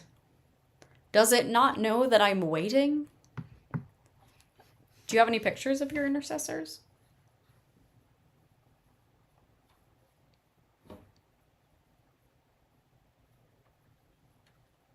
Send, send, send. I do feel like everything with the weather going on in the country at the moment, a lot of things keep moving.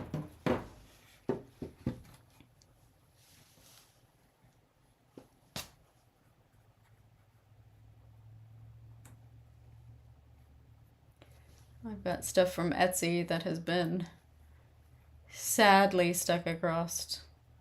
Lord knows well. Between the last few weeks.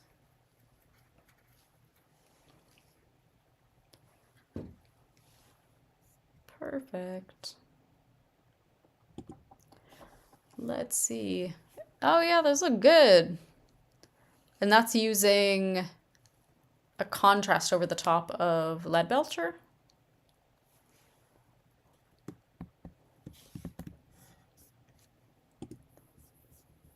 Yeah, that actually looks really good. That worked better than I thought it was going to. I think it'll pop a little bit more using the medium with the gold, or with the metallic medium with your green. But still, yeah, I'm surprised at how much the contrast really popped it.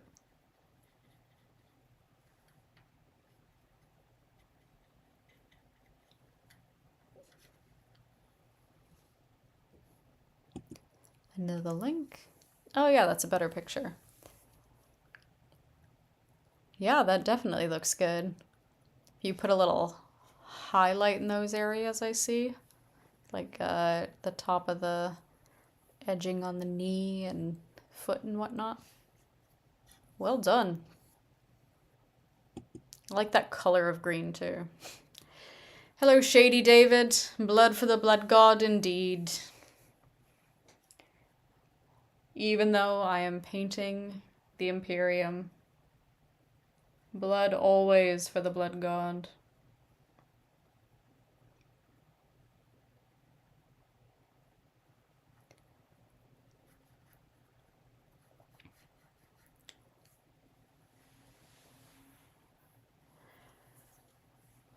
Dry brushing takes a bit of finesse. The first few times I did it, it took me some work. I needed to take more time actually making a dry brush. I thought I wouldn't get enough on, but I wonder if you do like a dry brush with, I don't know, I'm trying to think of a, I mean, honestly, with the lead belcher underneath and that, you might do a Necron compound dry brush.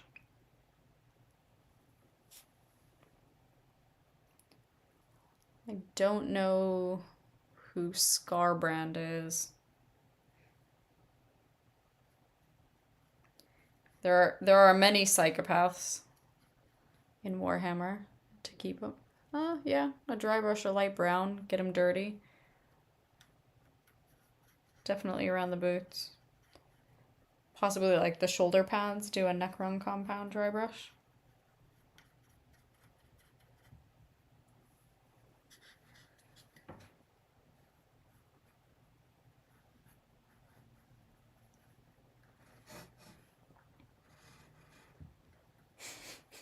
The Emperor is everyone's favorite psychopath. You are correct.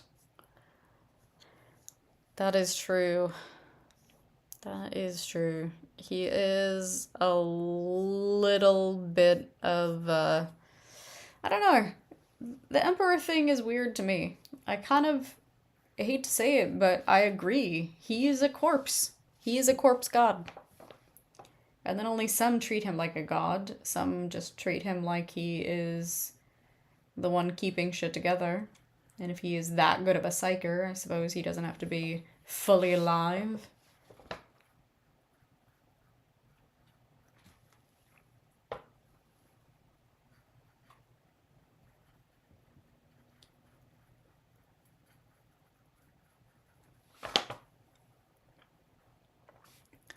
Bloodthirster was Korn's favorite, and then he got so mad he tried to kill Korn. Oh, good.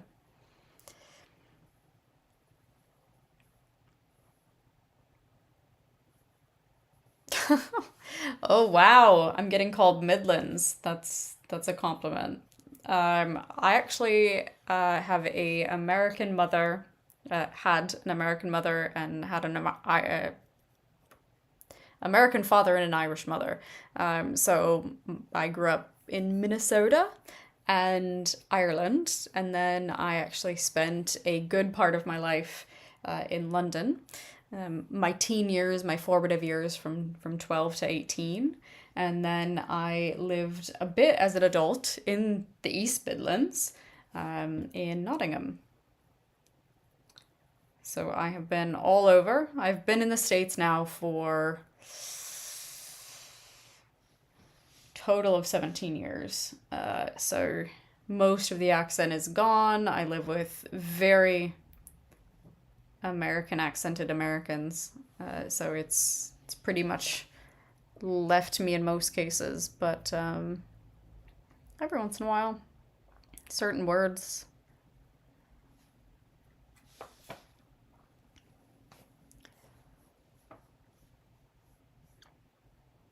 He made a chip in Corn's armor. Why is that impressive? What is the armor made out of? I was West End. I lived with my aunt who was in Chelsea. So I grew up in the kind of Chelsea, Kensington area. The UK 3 times, and each time was quite great. It is a good place. I am completely biased. I absolutely love it. We haven't been back since the pandemic. Probably go back maybe late this year, maybe next year. Usually go back every other Christmas, but pandemic has thrown a wrench. And now I just need like a beach vacation. Yes, it is. It is probably the combination of Minnesota, which has its own weird accent, Ireland, which, I tried to get rid of when I moved back to Minnesota because I got teased so mercilessly for having Coke bottle glasses, frizzy red hair, and a dodgy Irish accent in the 80s and 90s when Irish people were just really a trope to the Minnesotans. And then lived in London, where I again tried to get rid of all of my accents because in London, the Irish people aren't necessarily also wanton for their accent. So, yes, he is the Chaos God, but why is it shocking that he put a dent in it? I would assume any armor can be dented, so why is Korn's armor so special? Or is it just that he got that close to the god? East End girlfriend for a while. Yes. East End is very different. I dated a few East Enders in my day. Very different accent. Do love Do love some of that. Slide only 2 times was great. One time was in Brecon Beacons. Fair enough. And all the way, always fond of the Irish for reasons. Yes, well, the Irish aren't necessarily always fond of them either. We've perfected our dislike for the monarchy. I will not go any further.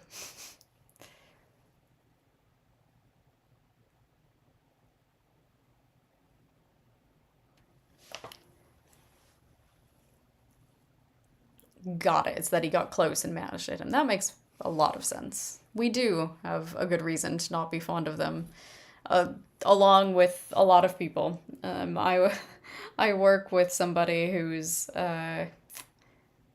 he's from Australia, and we have a lot of conversations. Like after the Queen died, and everyone was like, "Oh gosh, the Queen died." And first of all, there were a bunch of Americans, and then one of the English people had made a comment, and we were both very absent from the conversation, along with the other Irishman that works with us, who was my boss at the time. And we all kind of had this like side conversation later. It's like, do we try? No, we don't. We say nothing. We say nothing. Silence is better. I turned game chat of World Thunder to keep people from trolling when that happened. That's fair. Honestly, they probably should have turned off a good portion of Twitter. It did make me laugh that suddenly everybody realized that Irish Twitter was a thing. Nobody really knew we existed, but Irish Twitter is there. Irish Twitter and Black Twitter became good friends suddenly overnight, which was great. Yes, Irish Twitter spent a fair amount of time trolling the Queen, and it was really marvelously glorious. I have no problem speaking ill of the monarchy. They've done very, very little good for all the bad they've done in the world. And they have the opportunity. It's not for the ability to not be able to do it. Yes, Irish Twitter and the memes, I am impressed. I don't always get the memes in general, but I do think that there is a certain amount of sarcasm and dark humor that is necessary to make a good meme. And that's what we Irish have well in spades. Lots of darkness. We've been through a bit.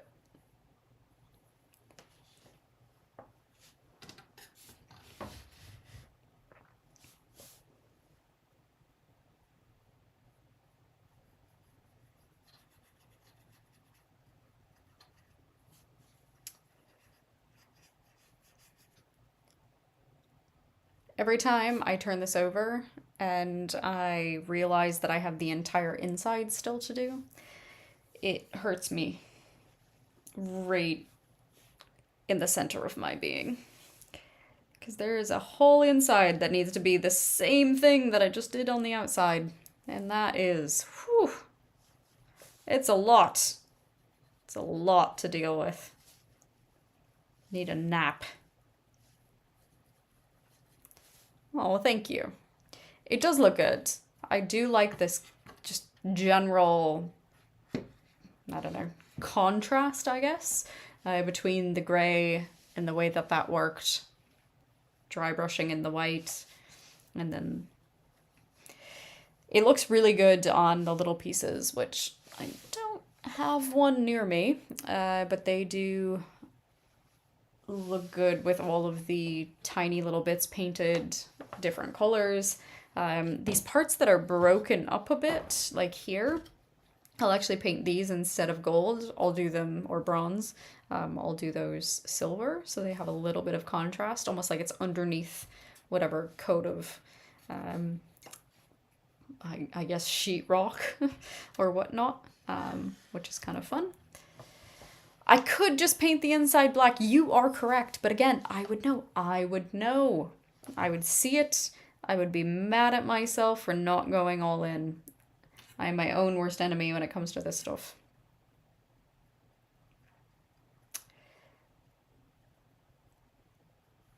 So I am fairly new to streaming, and I have a question. I could actually try and airbrush this. You are correct. I could, and it would definitely make me very, very upset. Hi, Midwest. Good evening. So I have a question. So I'm new to streaming. I just became an affiliate and I turned on, all the affiliate stuff. And then last night on our stream, it was a pain in the ass because it started to do a bunch of advertising and I don't want advertising. Like, I don't want to deal with that. And I don't necessarily want to pay $5 to kick the ads off every stream. I would love to know what people feel about all of that. Like, do you just keep it off and then some people subscribe and, that kind of helps supplement time spent being on a stream? I don't need the money by any means, but I also, don't want to do anything wrong or, to make it bad for other people. Like, I don't want my stream to be popular just because I'm not charging. But I also want to understand more about the expectations and what people do. Honestly, I'd rather do like charity bids and things like that. Because it makes, again, I don't necessarily need the money. I have a full-time job. I would like to stream and, make it kind of a fun thing and general passive income if possible. But I don't want to do too much. And the ads seem really hard to figure out how to make them work. And again, I'm new and I'm old, so maybe it's just me. And the ads don't really do nearly as much on like the income side.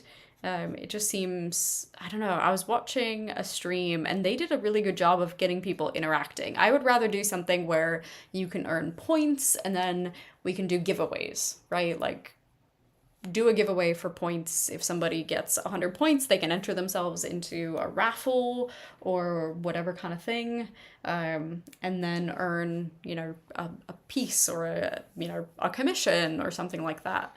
That seems more, I don't know, something I would be interested in rather than just throwing a bunch of ads on.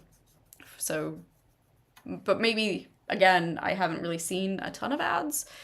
So maybe the ads are things you might actually want to buy or companies that I would like to understand more about. I don't know. Points. You have the channel points anyway. Well, if you're already up to 1,400, you should be doing something. I think I just put the random things in there. We will figure out in the next couple of days how to do some sort of giveaway. So hold your points. We will do I don't know what you want to call it. Oh, thank you so much, Fooker. That's fun to say. If you say it in apparently an Irish accent, it sounds exactly like you probably wanted it to sound. You won't want to make it too low though, because you could get away with... That's fair.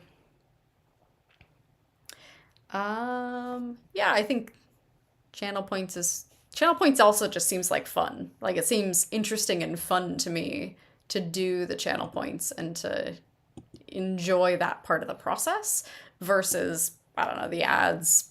I barely even saw and noticed when they came up on the stream itself. Honestly, to me, oh, we've got a raid. Thank you so much. Much appreciated.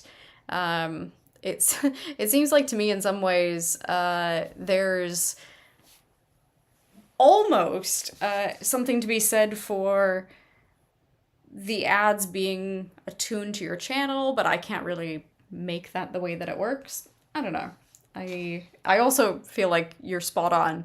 Making ads as a way to use a bathroom break. When I can use a bathroom break rather than putting up my be right back. Oh, wow, tons of follows. Thank you so much. Big shout out to Bice Flow Art Studio for rating with 62 followers. That's huge. Zeph, Miguel, Fairs, Kevin Mask, Mahatsi, Nizu Dragon, Confalanza. I'm probably butchering all of these. Thank you guys so much. Enjoy. We are painting all kinds of stuff, and you guys are from everywhere. Amazing. Panama and Mexico. Wonderful. Thank you guys so much. This is awesome. What a great stream. I'm super, super happy right now. Oh, Albafica, Trio Victor, Suerter, thank you so, so much. Much appreciated. As you can see, if you have been to my stream ever before, I have been painting this piece of terrain for quite literally ever. It means confidence. I love that. I wish I had more confidence right now in me being able to finish this piece of terrain. Correct. This is awesome. Oh, thank you guys so much. Thank you, Thunder. Much appreciated. Super appreciate all of the follows. You guys are awesome. Again, I am painting the Sisters Battle Sanctum. It is going to take me half a century to do so, so if you ever come back, we will probably still be sitting here painting this, talking about board games, enjoying each other's company, and having a great time. That is what we do here. I love it. Thank you so much. You guys are awesome. This is a great group. I love a loud raid. There is something to be said for a loud raid. It's not quite the same as quiet raids, where everything just kind of, people come in, they leave, they see. You guys come in and really just take over. It is, this is the Sisters Battle Sanctum. So it's a piece that comes with this giant bit, and then there's also a Saint Celestian model that comes with it. Big statue. She's gorgeous. I also wish that I spoke much better Spanish, because I know you guys are saying awesome things in the chat. I'm about to pull up my Duolingo and do a lesson just so I can be better. It is huge. It's so huge. This thing is massive. I've been working on it for the better part of a week and a half. I have finally gotten to the point where I feel like maybe we might finish this millennia. What do you think? Delta has been with me since the very beginning. Bless them. Not everybody can stay through me just chatting at you, talking about this, learning zero when it comes to how I'm painting it, because I am winging it entirely. Yeah. Oh, totally know you guys speak English. That is not a problem. I just sometimes wish that I didn't. And I was better at speaking other languages, which are always much better. English is such a messed up language. We don't have enough words, and we have too many words all at the same time. Completely okay with that. I could also be speaking Gaelic, I suppose, but I don't know near enough to have a proper conversation. We did learn a bit in school. It really is just a combo of everything. You just need oh, perfect. I just need the best raid from all of my Spanish-speaking friends, and you all will teach me everything I need to know. Duolingo, be gone. Love it. What were you guys doing on your thread? I love it. Oh, thank you so much, Spikefire. I really appreciate that. That's awesome. Thank you. Thank you, Mofiso and Acardo, Crack, Wonderful. You guys are great. This is the best raid ever. New favorite raid. Who knew? Who knew you could have a favorite raid? I had no idea. Up to a couple of days ago, I barely knew what a raid was. But now I have a favorite raid. Tear.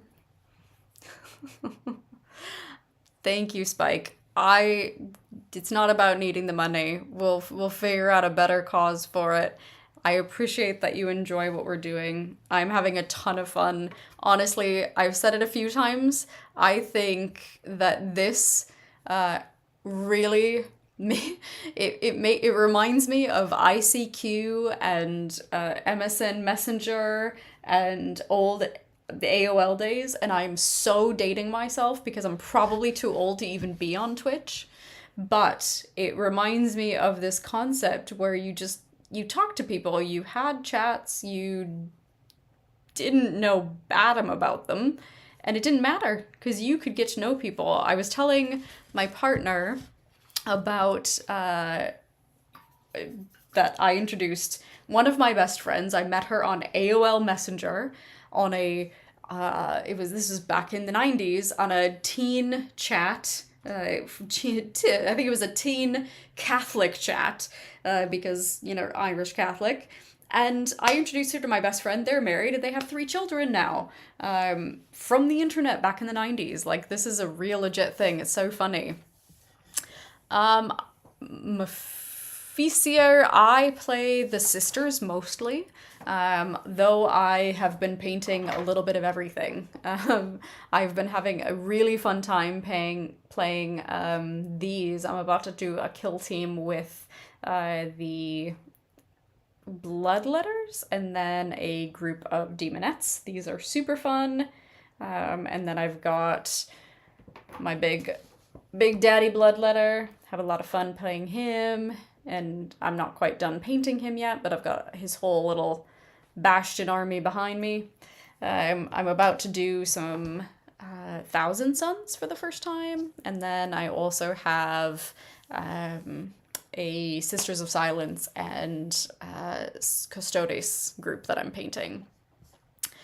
On the bright side, that's fair. No one is trying to do too much. Yes, I know. Isn't my little Slaneshi girl so pretty? Look, I love her.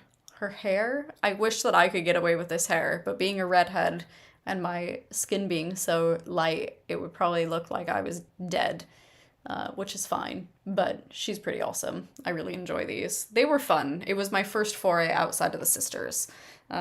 Sisters Battle are awesome. I very much enjoy them. I love playing my Sisters of Battle, but it is very, very different. So true. Sisters are the best. Painting is a universal language.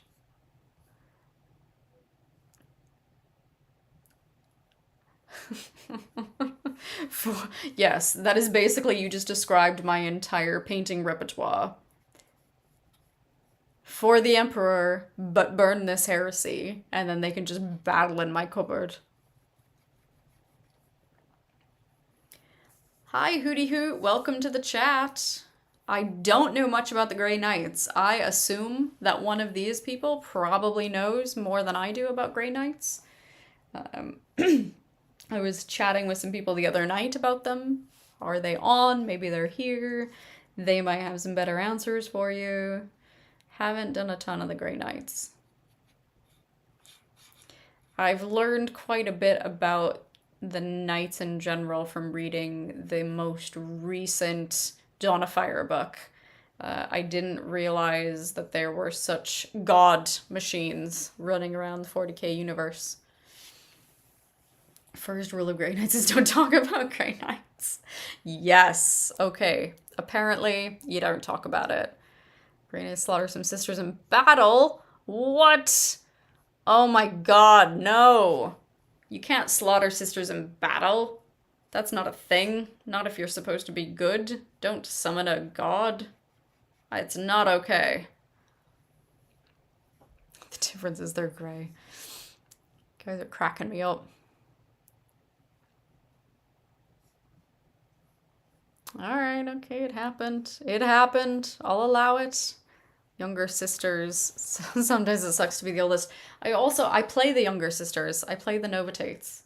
I I'm also the youngest of 9. So younger sisters unite. We are good people. We try, we try. We're usually very selfish and, you know, have some issues. The favorite, maybe. I was definitely not the favorite.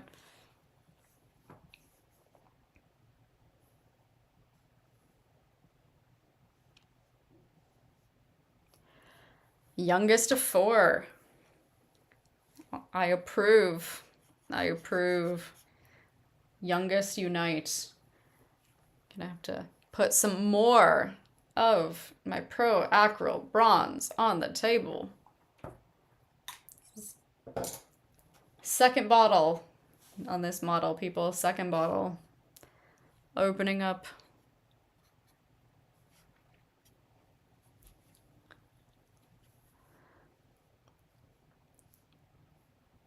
Oh, thank you so much, Delta. You guys are the best. Sounds like you're talking heresy. Heresy? Heresy about being the youngest? There's no corruption in here. The Codex Astartes. Awesome. I am approved by both the Codex Astartes as well as the Chaos Astartes. I feel like my stream is approved by all. We welcome everybody. We won't even try and turn you. If you're chaos, you're chaos. I'm kind of chaotic. No, no Inquisition. They're the ones that are not allowed. Ooh, although I read a good book about the Inquisition, and now I kind of like them. And I do like playing an Inquisitor. That is probably my favorite game. Although the next Diablo is about to come out, and so we'll see if it leads up to the hype. It's taken forever to come out.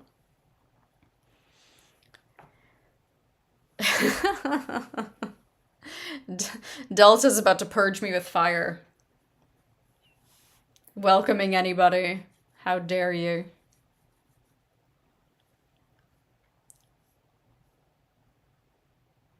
Yes. Inquisitors are either like the perfect people, really great, know their shit. Otherwise, they will just kill whatever they see in front of them and say that the Emperor told them to.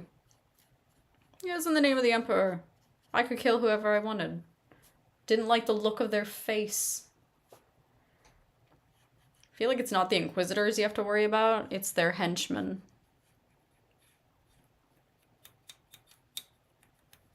Really amazing acolytes.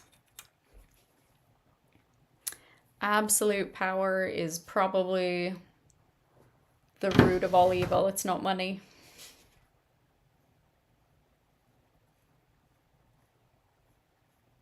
It does feel like when you are the right hand of the Emperor, not only report to him. Yeah, probably a little evil, a little ego.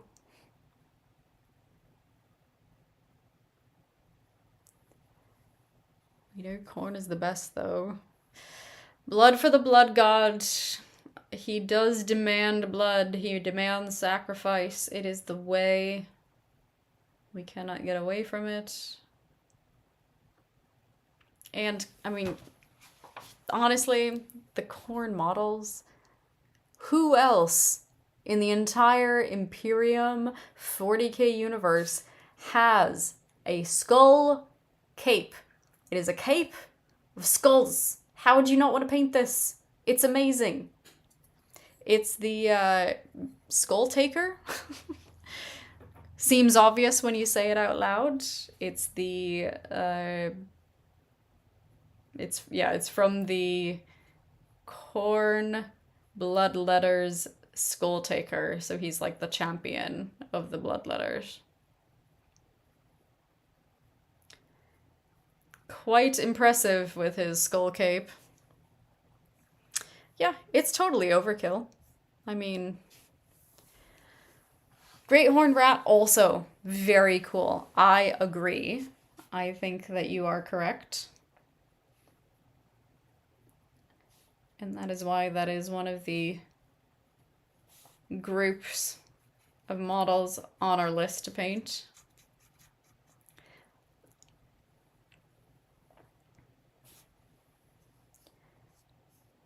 How dedicated? Like dedicated, or, you know, you're painting it because you've been painting it for a while and now you feel like you have to, or painting it because it is the only thing you care about. What kind of dedicated are you, Spike? There's different levels.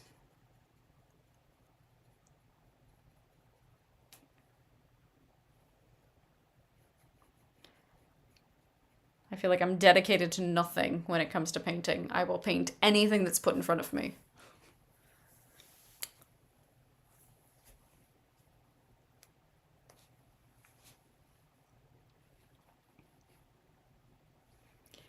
Which is probably weird and unfortunate, and why I have no room in my house. I painted for money to buy more things to paint. See, maybe I do need to start doing commissions so that I can paint more other things. And then I don't have to worry about playing them. Paint is eternal. Paint is eternal. Total War games. Good question.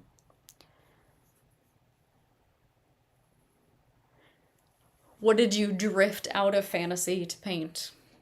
What were you painting when it wasn't Scraven or bust?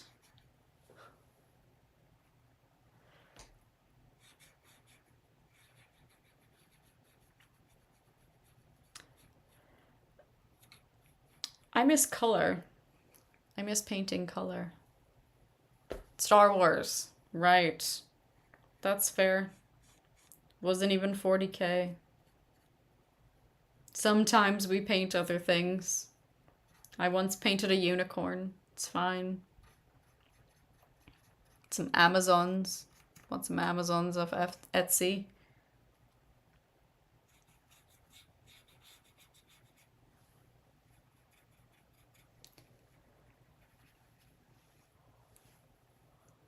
What of the Star Wars? Oh, not going for surgery in a couple of weeks. Oh, right, you've got that big surgery.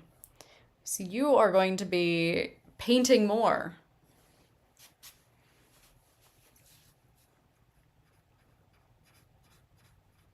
Because hopefully you'll have rest.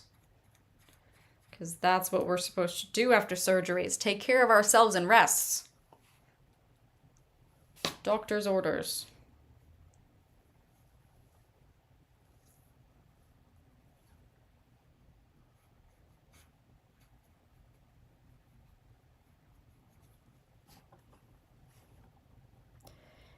Knee surgery. Yeah, so you're not able to move at all. You've got to stay as close in hand as you can. Is this your first? I don't recall. I think you've had multiple knee surgeries. You're like me. I'm on 4. Can you beat 4?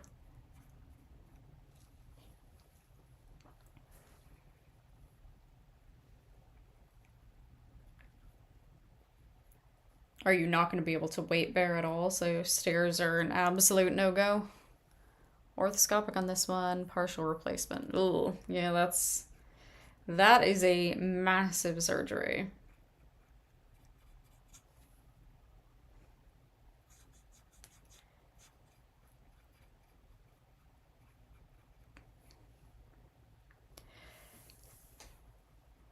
Well, it's not a battle anybody wants to win, Spike. It's not so much of a battle. You've got partial replacement. You win. Mine is just a doctor going in and rebuilding tendons over and over and over again. I'll get my replacement soon enough. You just chill, get better, and do nothing.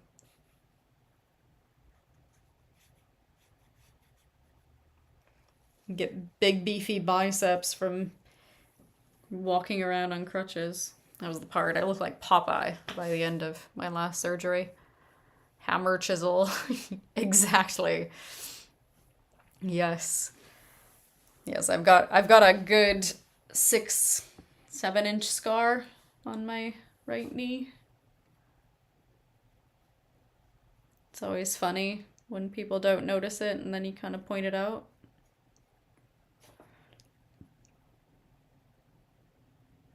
It's amazing what you can bounce back from, though. Just do your PT. Physio is so important.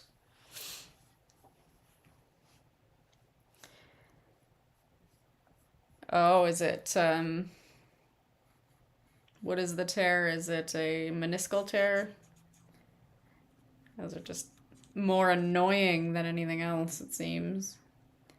You can live with them, but they just make everything not work properly.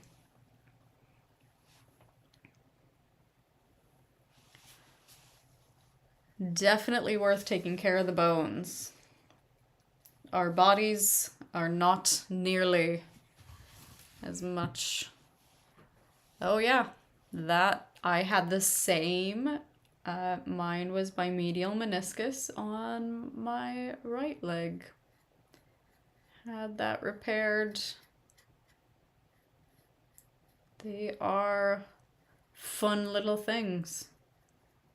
Knees are like proof that there is not a design to create us. If there is, he was really mean. Really mean in the creation. Just threw some stuff together. Had a deadline he had to meet.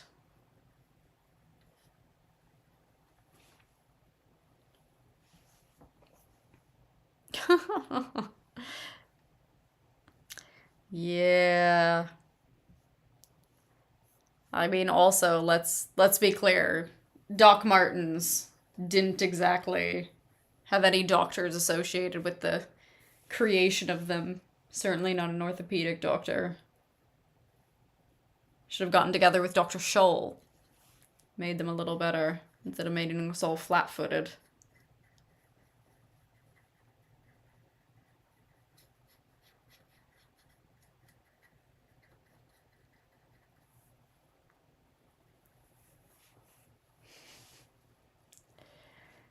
A lot of things feel worth it at the time. After the fact, not so much. And only later do we realize just how much damage we did as youths. I was a competitive figure skater. That is where my damage comes from. Did not do a lot of slam dancing.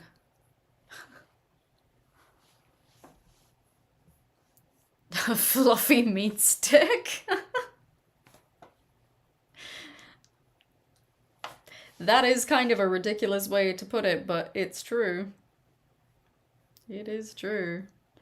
We are little more than fluffy meat sticks.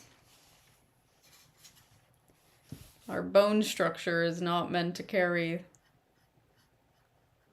the meat that we put upon it.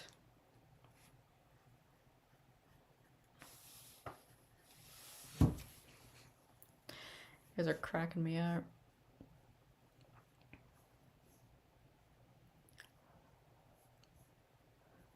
Ooh. Oh, yeah. Concrete floors in general are already something that will kill you slowly. That's why all the tech workers now have their standing desks. Like that's gonna save them.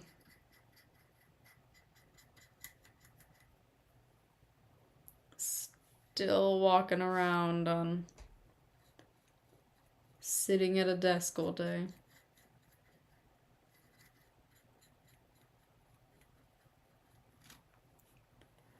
£2 mushroom CBU driving a bone golem. That's awesome. Oh my gosh, you guys crack me up. Best group ever. Very much enjoying the group tonight.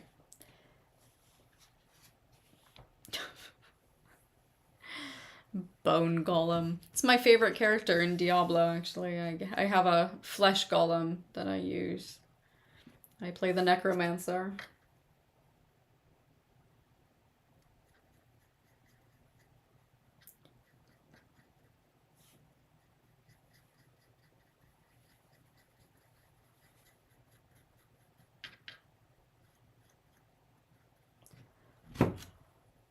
Oh my goodness.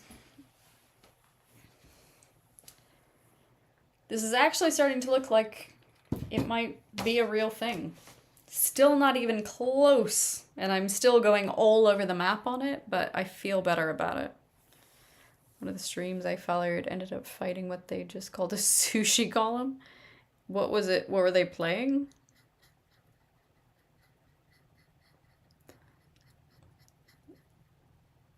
I feel like there are games where, yes, it feels like everything is just a various type of blob that looks like something else. And so many of the games are so small, I have to sit either real close or not actually know what I'm fighting. Sorry, what? It's a water elemental that had a lot of seawater and fish in it. That is okay. Yup. Just gonna nod and smile to that one.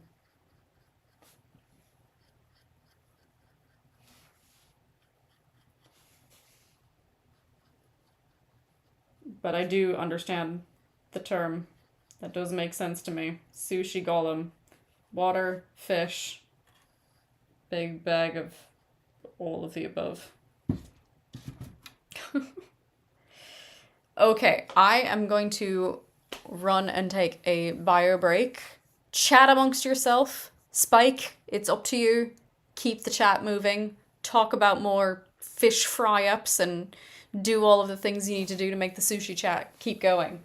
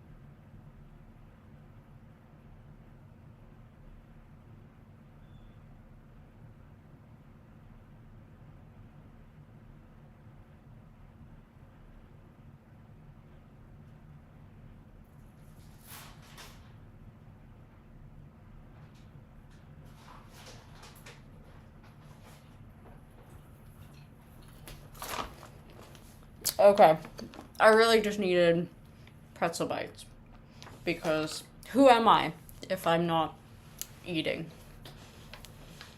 Oh, what have you all been chatting about? Oh, you've done very well. Yes, you are the adult in the room. Yeah. This is how much I trust you. And this is how much of an adult I am that I put you in charge.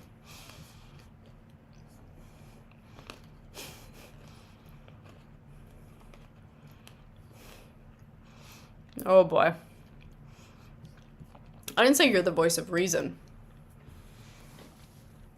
You're the one that tells me to buy more things. That is not the voice of reason. That is the voice of pile of shame.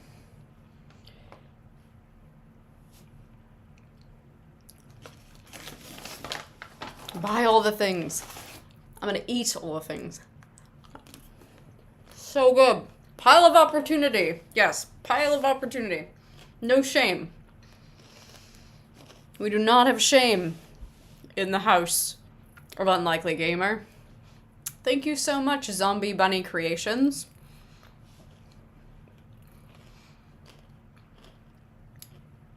Why are pretzels covered or with things in them so good? So good. It's so good. This is my life. I paint this piece of terrain and I eat pretzels covered in chocolate or stuffed with peanut butter. It is literally all my life.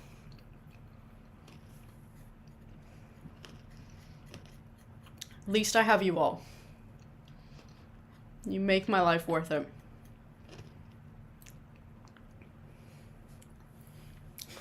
Long-term investment. Long-term investment in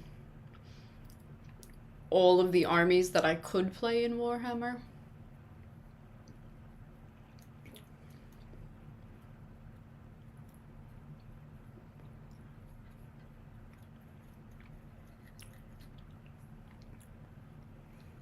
Ugh. It's so good.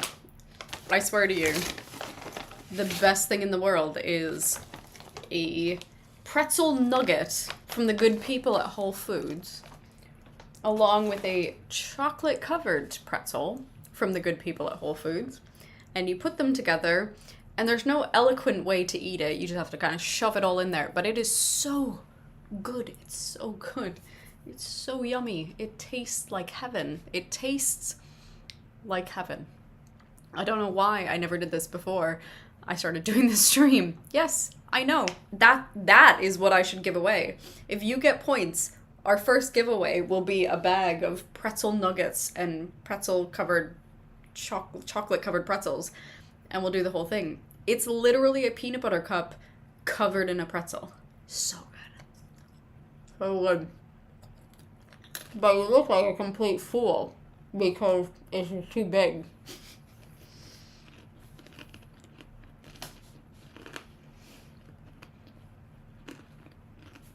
Yeah.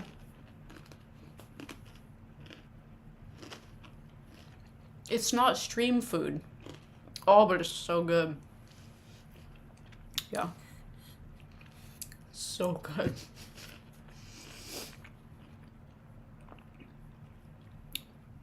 I think it may have to be the first giveaway. I will send somebody a model and a bag of pretzel nuggets and chocolate-covered pretzels.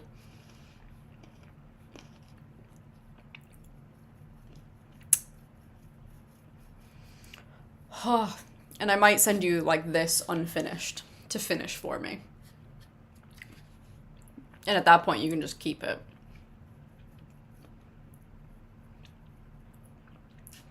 Haven't fully thought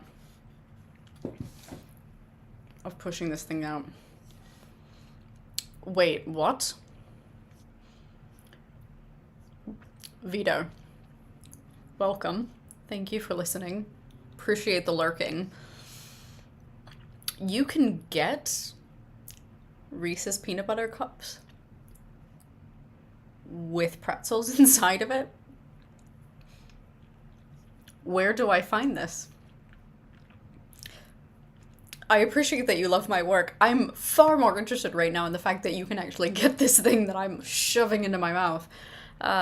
Tell me more. Tell me more. This terrain is huge. I do suggest trying to paint terrain because it is both rewarding and aggravating and will make you appreciate all of your tiny little models much more. Pick the biggest thing you can find. It's a lot of fun. Wow.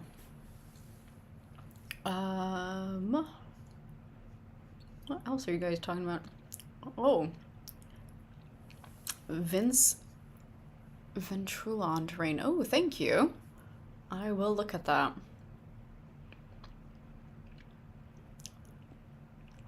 with mini pretzel bites. And I'm gonna go find a place. Wow. You were hyping my stream on Discord. Thanks, Spike. You really do want to be the adult in the room.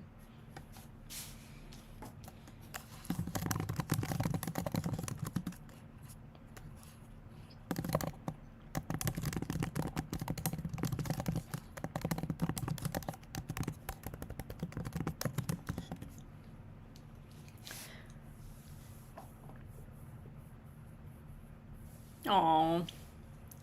Honestly, this is why I continue to do this. This is the best community ever. I have found people who care about other people, and that seems like a very rare thing in the world. I'm gonna look up Vince. That sounds really cool. Yes, sorry, I type incredibly fast.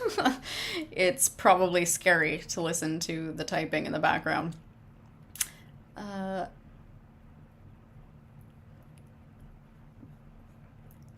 Problem with my job is I can now type at a level that I probably should be a secretary in the 50s. Okay, I'm gonna look up Vince. I'm gonna go look up peanut butter cup pretzel Reese's. Just amazing.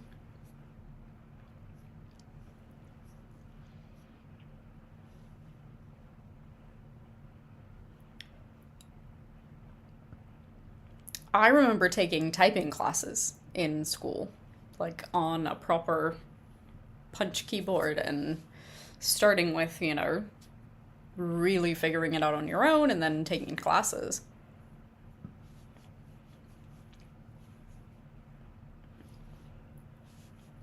Gold paint recipe. Oh, he's got a recipe that's different from any of the paints. Do you know what he uses for like the base?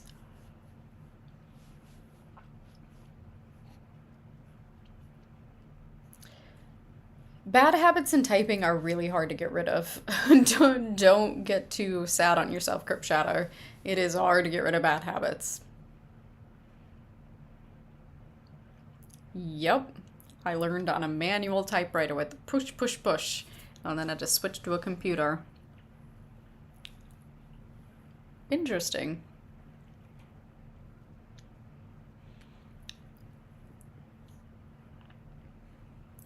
So Vinci V has his own recipe.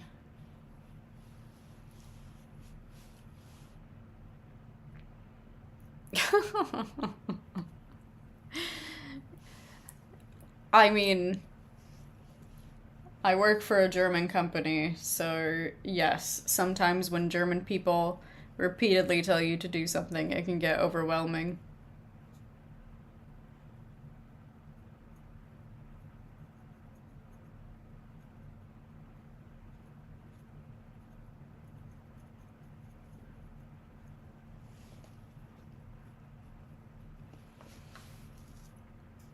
Can't remember if I ever used a typewriter. It feels like an experience you might remember. I suggest everybody try it, even at like a museum here in the Seattle area. There's the Paul Allen Living Computer Museum, and there are actual typewriters. There were also the machines, seriously dating myself, where you put in a punch card, and then that was how the machine made, you pushed in these little bits, and that's how it made code, so to speak. Different than we do today, certainly. That was fascinating. If you ever get to come to Seattle, it's worth it going to that museum. It's quite inexpensive, very cool, lots of layers to everything, and they kind of put it in chronological order to understand how the computer world exists and existed. Lufthansa, the German staff are always fun to listen to. That's fair. My best friend is German, and he's from more of the, side toward the French border, and so he's, I think, a little different, but still, yeah, sometimes I'm like, are you upset or are you excited? Give me a hint of a smile to make me understand. 3 drops upon layer. 1 teaspoon of antique gold pigment. Oh, interesting. Yeah, that definitely looks like actual gold. Huh. I'll have to look it up and see. I definitely want to try doing more mixes and playing around a little bit with it versus just using stuff straight out of the bottle.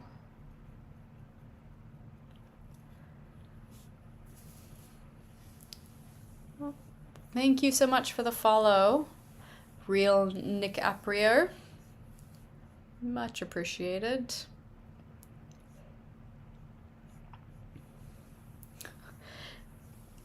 Yeah, I unfortunately know less German than I know Spanish, even. I know enough French to be dangerous. I know enough Gaelic to make my grandmother not have disowned me when she was alive. That's the extent of my outside of English language. Welcome, Shay Dynasties. We're big fans of the Spike here. So if you're a friend of his, there's a friend of all of them. Big fan of the sisters. Welcome, welcome. You have absolutely been welcomed. Sisters and Spike.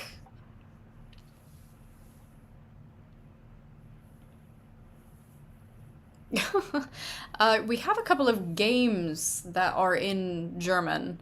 I don't know that we've ever played them, and my partner speaks vaguely more German, but he went to Germany for the first time 2 years ago. We went together, and luckily we met up with my friend who kept us from, getting lost or beat up or anything.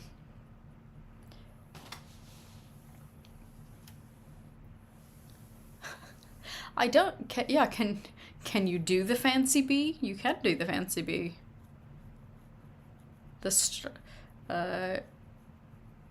It's not the Strasse. It's in the word Strasse.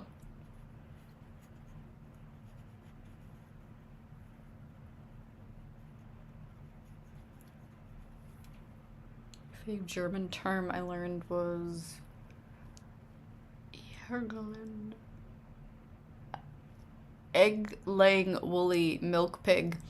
And how did you learn this? Thanks for the follow, Shay Dynasty and Will Smelly. Will is smelly. That's funny, only because my partner's name is Will.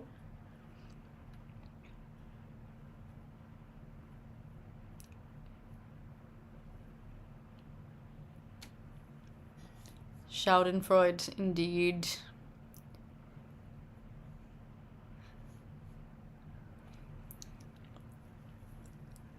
Will Smelly, I assume you mean you loved painting terrain when you were younger? Well, I'm old, and I am enjoying it about as much as I am enjoying having a hernia repaired. But I continue to do it because that's how we roll. Site manager called me that one day when I had an awesome day of solving problems.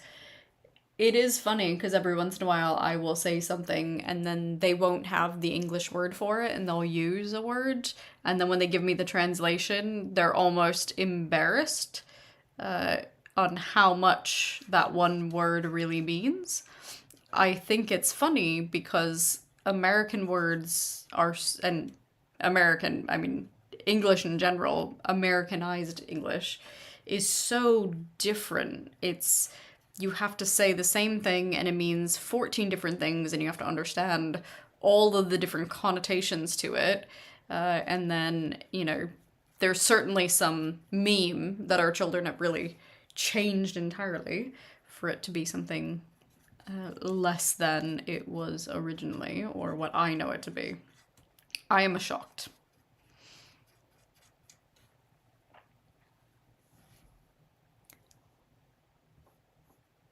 Everything Warhammer. That's fair. Everything Warhammer. Sometimes sometimes does feel as though if you painted them at a different time. I feel as though I am starting to wind down. We're not even 10 o'clock. It's sad. Oh, a raid! A raid! I love a good raid. Raids are my favorite. Vito, you've never painted Warhammer. What other board games have you painted then? Not that we only paint Warhammer around here. We paint lots of stuff. We paint anything. Oh, Rottweiler. Love it. Hello, friends. We very much appreciate the raid. You were on for quite some time. I saw you come on earlier, but I was trying to set up all of my stuff. That is a lot of meme-worthy. Oh, those are really cool. I like your rune bits. Well done. Very good, friends. Very good. Welcome, welcome. Hello, raiders. You've never played the game, but you have painted 40k, Will Smelly?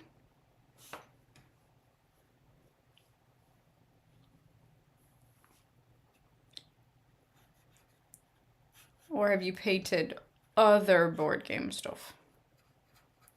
I am confused.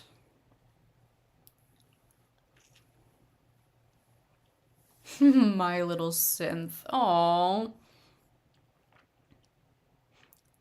That sounds like a really good game. Wonderland's War, World of Warcraft. Ooh, that sounds fun. Hello, hello. Oh, you're redoing Mortarion. Okay. I'll have to join your next stream. See how you're doing.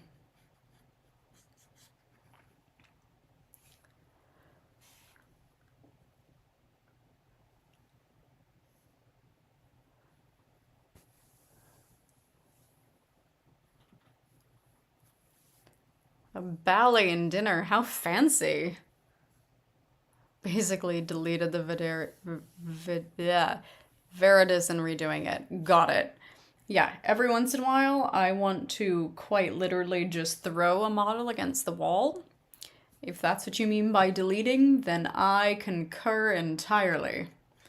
Just start over again. Buy a new one. Be done with it. It wasn't doing what I wanted it to do, and I didn't know what I wanted it to do in the first place. Yeah, how did the stripping go? Did you figure out how to strip the models that you had? Because you had some resin stuff you were trying to strip it, right, Delta? Which doesn't necessarily work for the stripping in the way that it does with the plastic.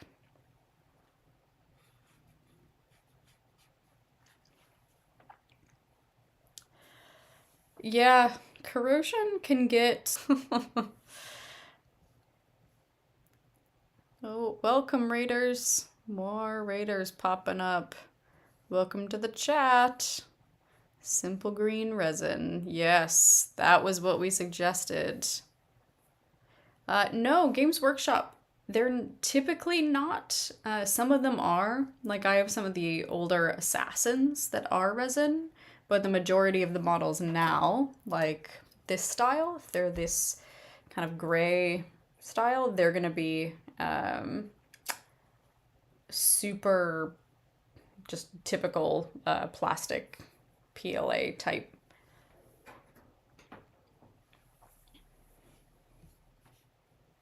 Yes, the West Coast streams. We get the East Coast raiders. We get the leftovers. And everybody else has gone to sleep. Although, to be honest, I think I raided Rottweiler a couple of days ago because I went to sleep before him. Which is quite impressive.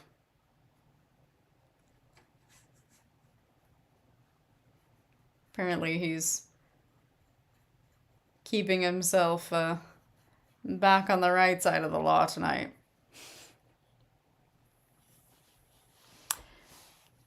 Yes. 1 a.m. Oh, it's so late. It's so late. See, it's 10 o'clock and I'm already going, well, I've got a 9 a.m. meeting. Means I have to roll out of bed, get my hair done, put on some vague makeup at least.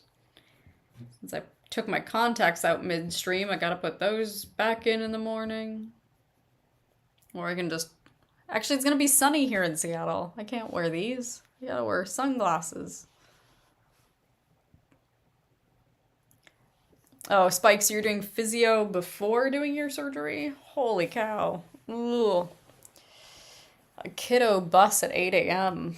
Oh, that is the good part about having an 18-year-old who has a car that I, pay for, certainly.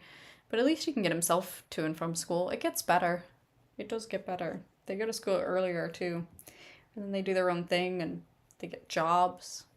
They actually contribute in some way, shape, or form. And then they leave you and they go to college. Prehab. Yes. Prehab is actually almost as important as rehab. Night owl here. You're just sitting down to paint, Vito. What are you painting? Tomorrow's a day off. And I'm bald. I can't relate to any of this. I'm sorry. I have hair. It's fine. Do you put on mascara? Just because you're bald doesn't mean you can't put on a little liner. Go to your goth roots.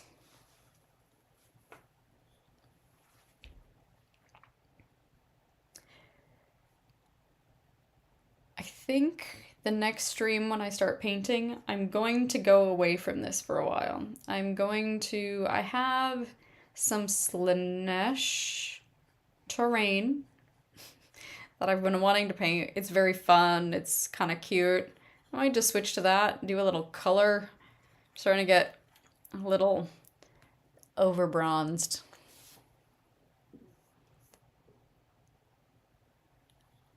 That's fair. It keeps you strong. It's better to go into a surgery strong. Don't use mascara. Ugh. Well, I'm sorry, Vito. You're naturally thick, luscious lashes.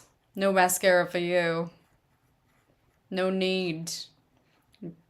Drop 'em dead with your flutters.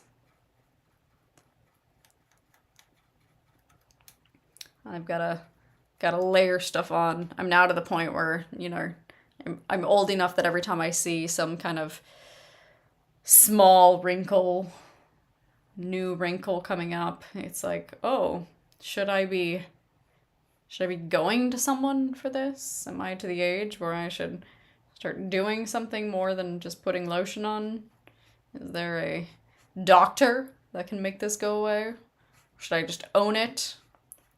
Should I stop dyeing my hair? Should I just start letting it go white? Because being a redhead, it doesn't go gray. It goes white. It's a very different experience.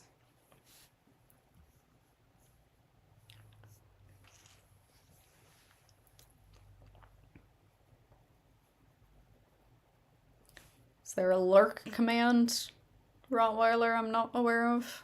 These base coats on little Gru plastic toys. That sounds like a lot of fun. We have yet to start watching the next Mandalorian. Part of me kind of thought it was going to be done and that it would end with Grogu going to Luke and the whole thing, but I don't know. We'll see where it goes. Don't spoiler it. I don't know. I have thoughts. I loved Andor. Loved Andor. That was so good. A few of my friends have gone gray white and kept their hair long. Yeah. I had very short hair for most of my late teens and 20s. And then I decided to grow it long in my late 30s and now into my 40s.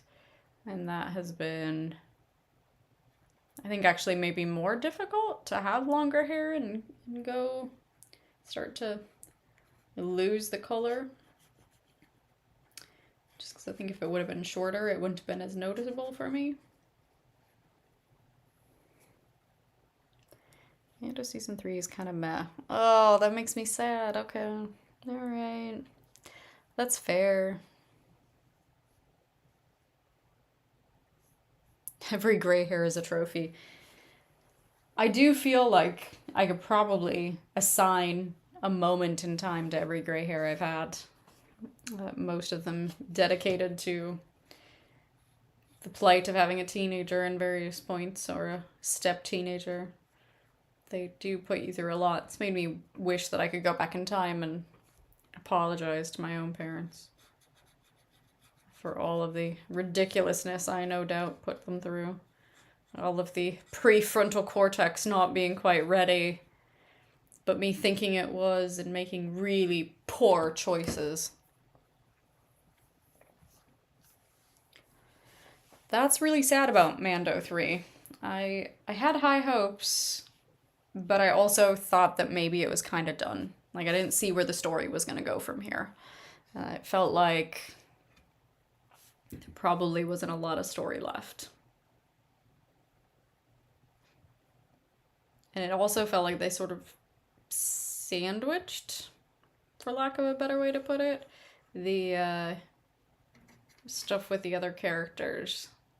And then I don't know, are they going to continue those threads?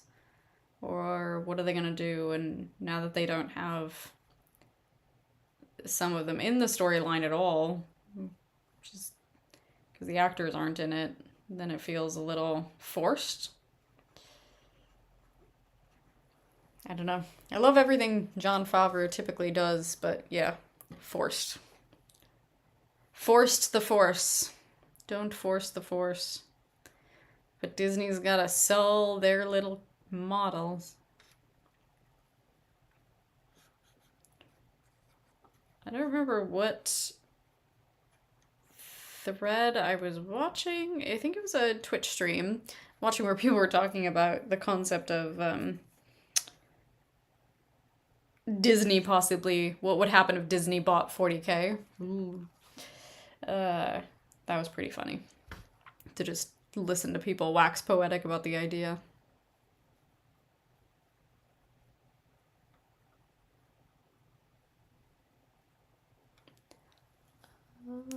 He didn't know what he was doing with season 3. Yeah, that worries me. I mean, Book of Boba wasn't that good. Like, it was good and it ended right. I think they could have done more with his storyline, and I think they probably should have ended that earlier. I don't know.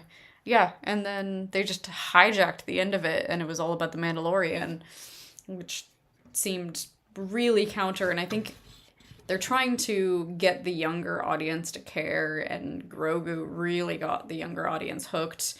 None of them call him Grogu. They all call him Baby Yoda.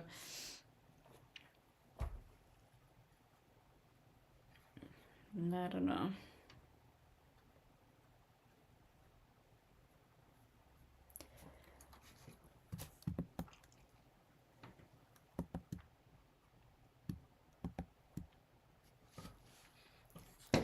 Mandalorian side episode. That is exactly what it was. 100%. Yeah, it feels almost like not only did they pander, but they kind of started to tell them what to do and what to write to pander, because it should have ended. It should have ended with Mando bringing Grogu to Luke, Luke taking him, and that storyline should have been over, and it should have been just about Mandalorians and the whole Mandalorian line, and you can bring back the concept and the idea of the character who had, the arm, like, there were so many things they could have done, and now they've tried to combine them, and the Mandalorian piece of it has actually really kind of died a little bit. Like, I loved the whole armorer thing and that character and what she represented, and she was barely in the second season. I don't know. Whatever. We really did not like the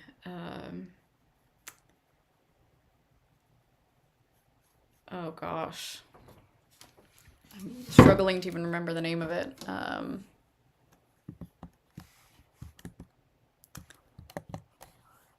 It was the God, what was it called?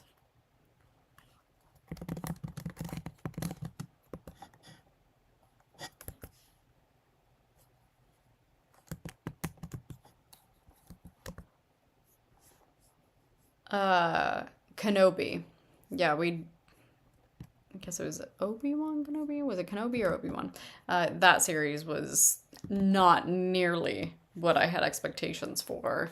And there was a moment where I was like, what is even happening? Because you've got Darth Vader standing across from Obi-Wan, totally ready to kill him, should be ready to kill him, and he didn't. And it was like, oh, fire? Like, you just need to go to a therapist. Like, walk through the fire. You don't even have to walk through the fire. Just, you know, force choke him through the fire and you could kill him. It seemed really weird and forced, and honestly, I'm not as big of a Star Wars fan as other people in this house, and so when they didn't like it and I wasn't liking it, we just kind of stopped.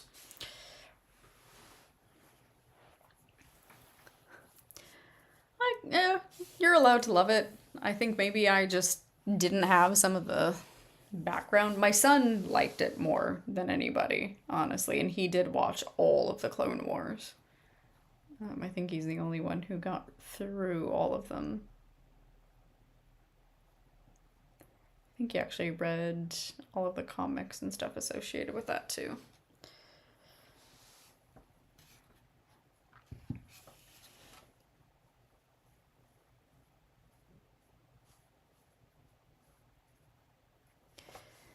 All right, I think I'm about 10 more minutes, and then I'm gonna have to call it and get myself a toothbrush and a bed.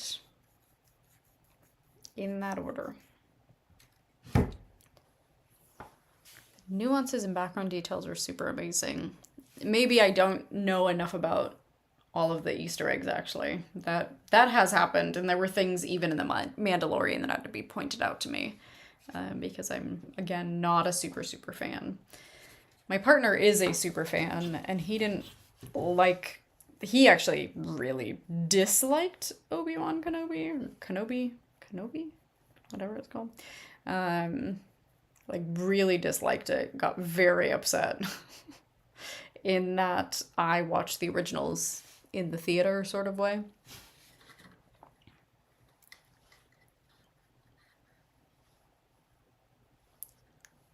Just other streams that did things like translating the language in the background. Oh, that's kind of cool. See, that kind of stuff would be really interesting. Again, for me, I'm not nearly invested enough in Star Wars. To me, Star Wars was something I couldn't invest in because I had invested so much brain power and time into the X-Files at sort of, for me, the same kind of time frame.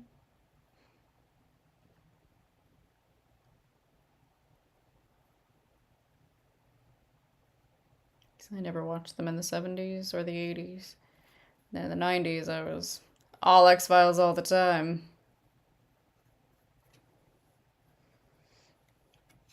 I mean, last night we were talking about unlikely shows, movies to watch for Christmas.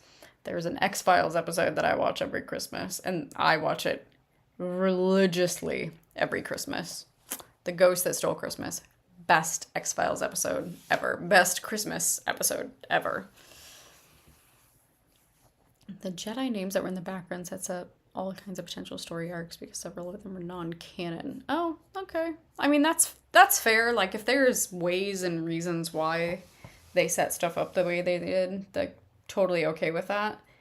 I think the thing that I liked so much about Andor, like I have seen Rogue One and I know everyone loves Rogue One. Every time I see it, I forget that it's Rogue One and then I have to remind myself which one I'm watching. But I love it, and then Andor didn't need me to remember the details of Rogue One. Like I could watch Andor and love every character, love every storyline, get involved in all of it. Like there was a lot of depth from day one to the end. Yeah, I was yes, Bix, 100%. Yes, I completely agree. I also hope that they continue creating that character and giving it the justice, I think might be the right word. Like, there's gonna be some justice served that she deserves.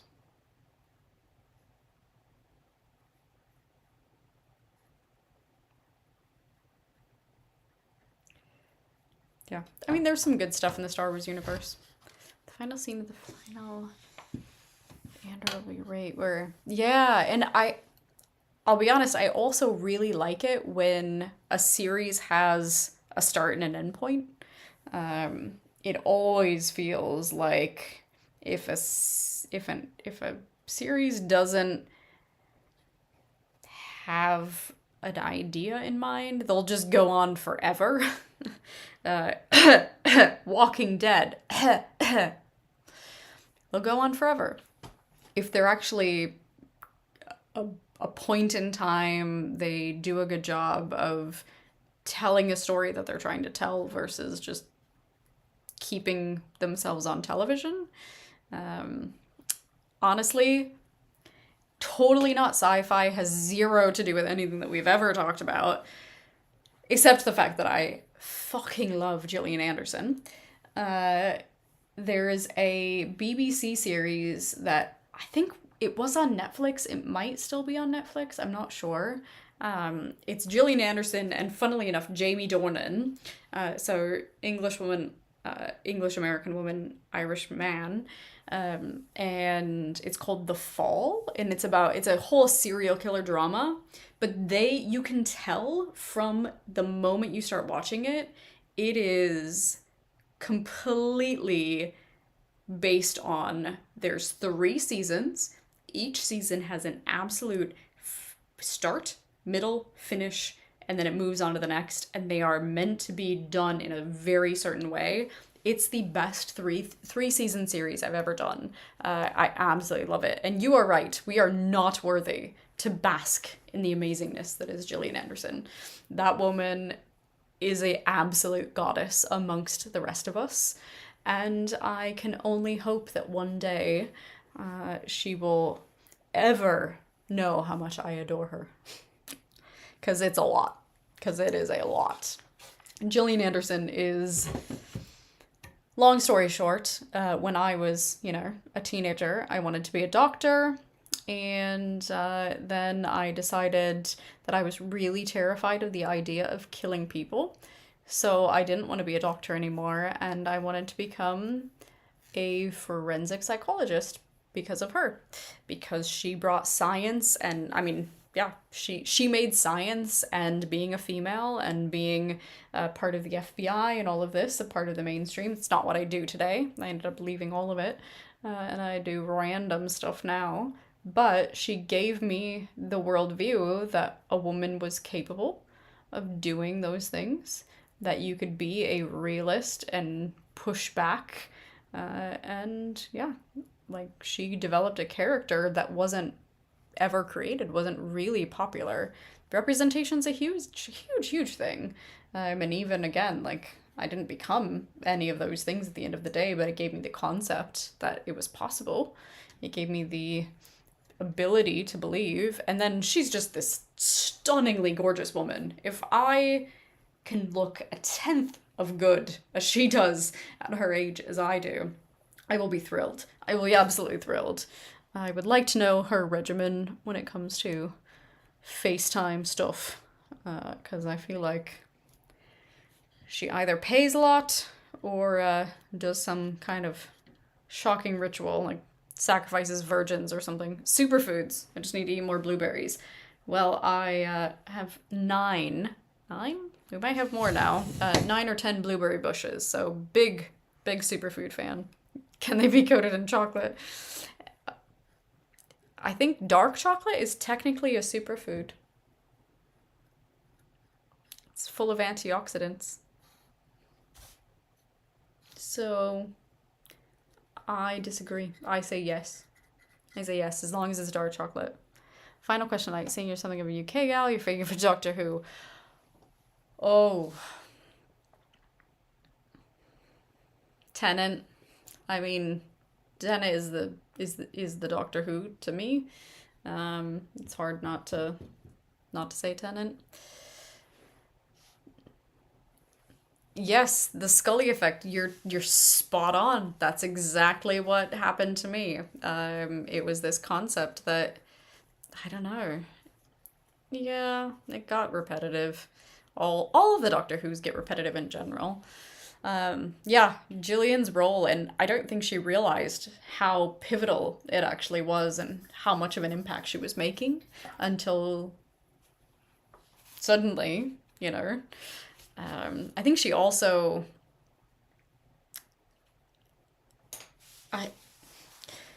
I don't think she's as egotistical as she maybe comes off, and so for a part of it, I think she feels like she's trying now to disengage. Like some of her most recent roles are a little different and have a little more feeling of ego associated with them. But also, oh, thanks for the raid, Hastels. Much appreciated.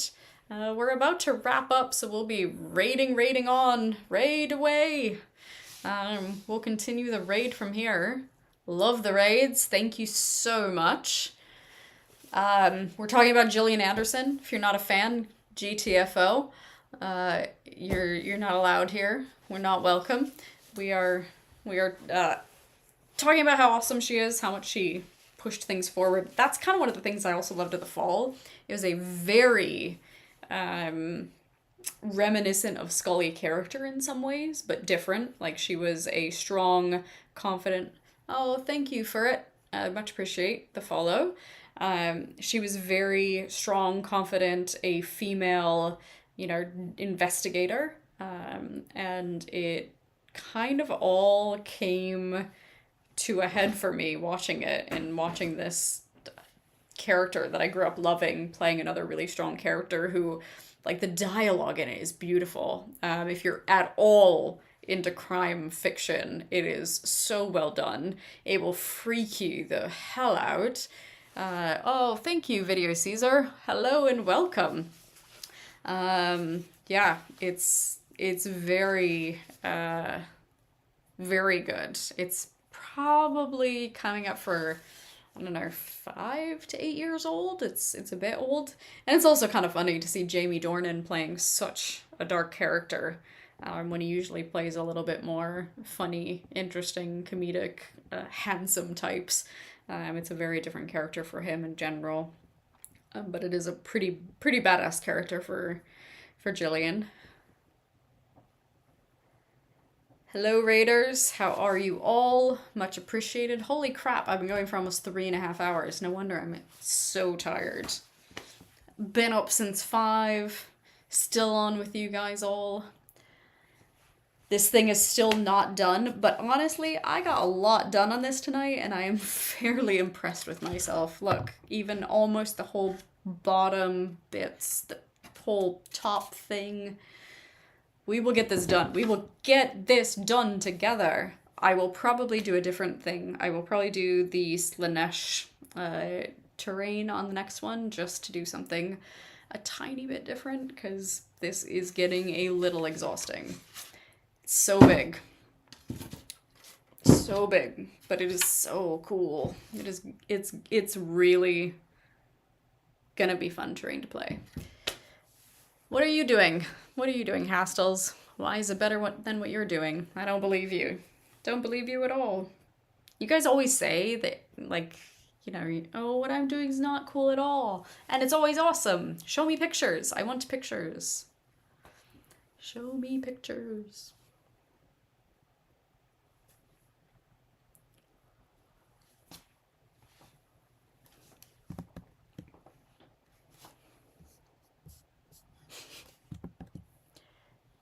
Tyranids. Oh, I do like the Tyranids. Oh, thank you, Vito.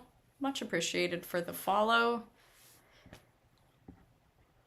Much, much appreciated. We do like the follows. Getting a lot closer to our follower goal. We're at 88 out of 100. Feel good. I don't have a Discord, but we do have open links in our chat here. You can, Vito, you can send the link of Instagram in the chat. I have open links. Until I get more popular and people start putting porn in the chat, we're gonna keep the links open. So maybe stop making us popular. Nobody wants that.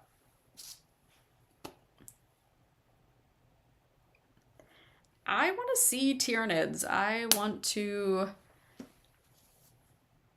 try Tyranids, but I'm kind of terrified of Tyranids. Tim Paints does Tyranids, and dear lord, that's true, Spike. It does. If it's good, meh, maybe keep it.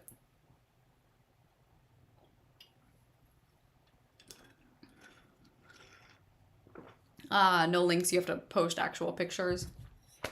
I don't have a Discord. I need to set that up.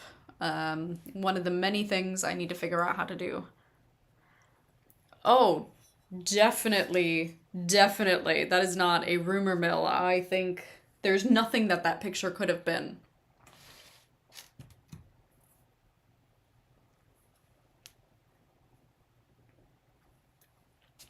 It definitely has to be Tyranids.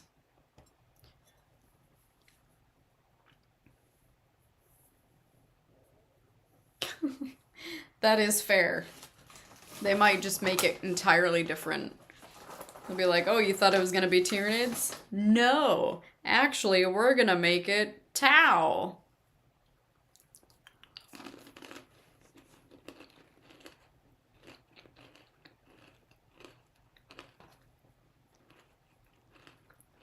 I want them to do more Sisters of Silence stuff.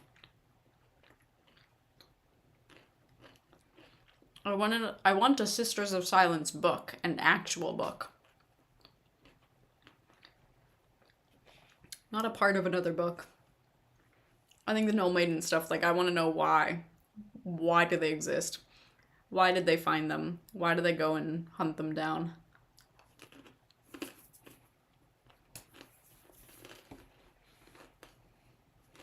Peanut butter, chocolate, and pretzel. So good.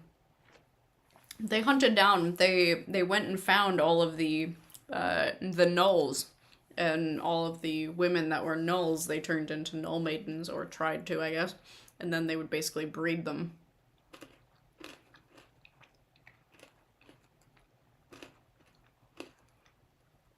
You can definitely send the link to your Discord, and then I can see some of the Tyranids in the channel. Oh, we got an Instagram link. Let's see. Oh, that is the cutest little thing ever.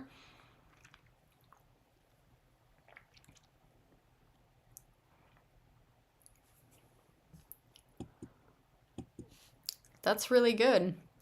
I love the high contrast with the gold and the purple.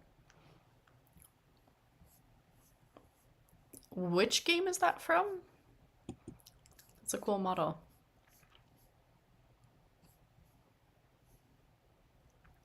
Discord, blue and blue.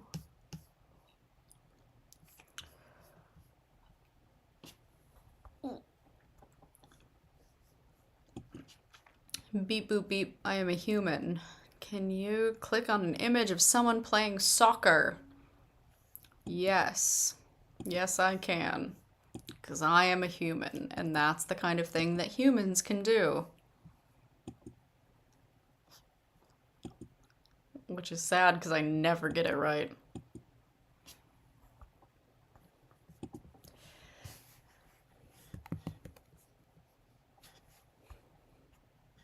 Discord, I am a human. Alright, it's not letting me log in. It thinks I'm not a human. I will definitely look, and I will join your Discord, and then I will figure out how to put a Discord in my ecosystem of growing linky things. Ignition Core Games, tabletop skirmish game. Yeah, those are really cool minis. It kind of looks like, I don't know, some kind of witch slash elfy character.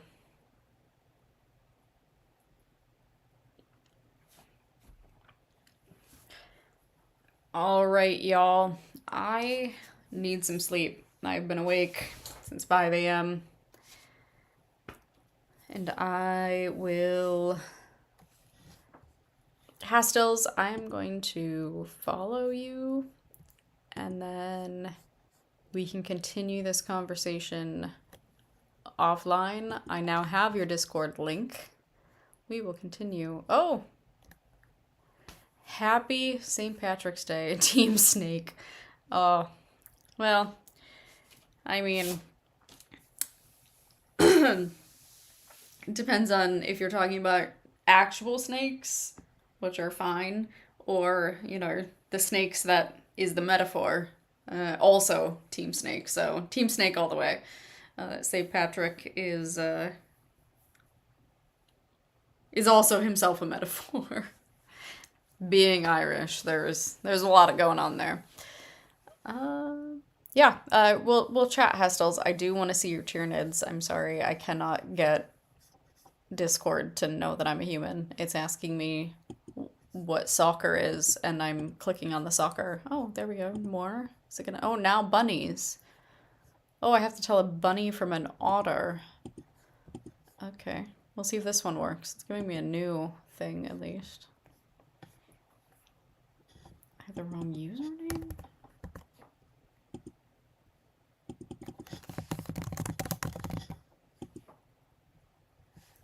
Okay, apparently it has the wrong username, so I need to go figure out what my username is.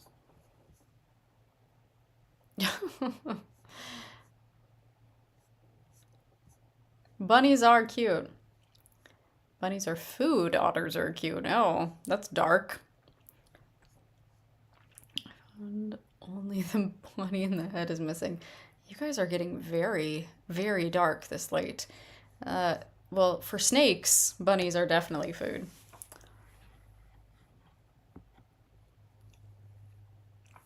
All right, let's see. Who can we raid tonight? Who's still out there? Who is still out there? So many people still out there. Y'all are crazy. Y'all stay awake forever. I feel like now this is the group of people from the mainland starting to wake up. Oh, Commander Mittens. As always, we will raid Commander Mittens because we absolutely adore her.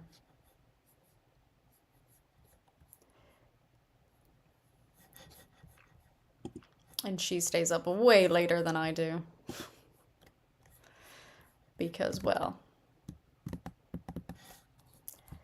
she's not nearly as old as I am. It's my excuse. Okay.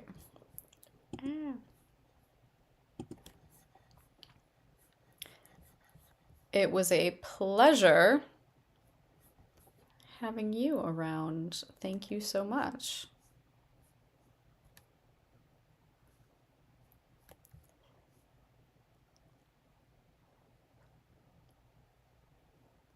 Please do enjoy the chat. Next time around, we'll do Darling Creep Show for sure. But I saw what I saw. We're gonna go with Commander Mittens.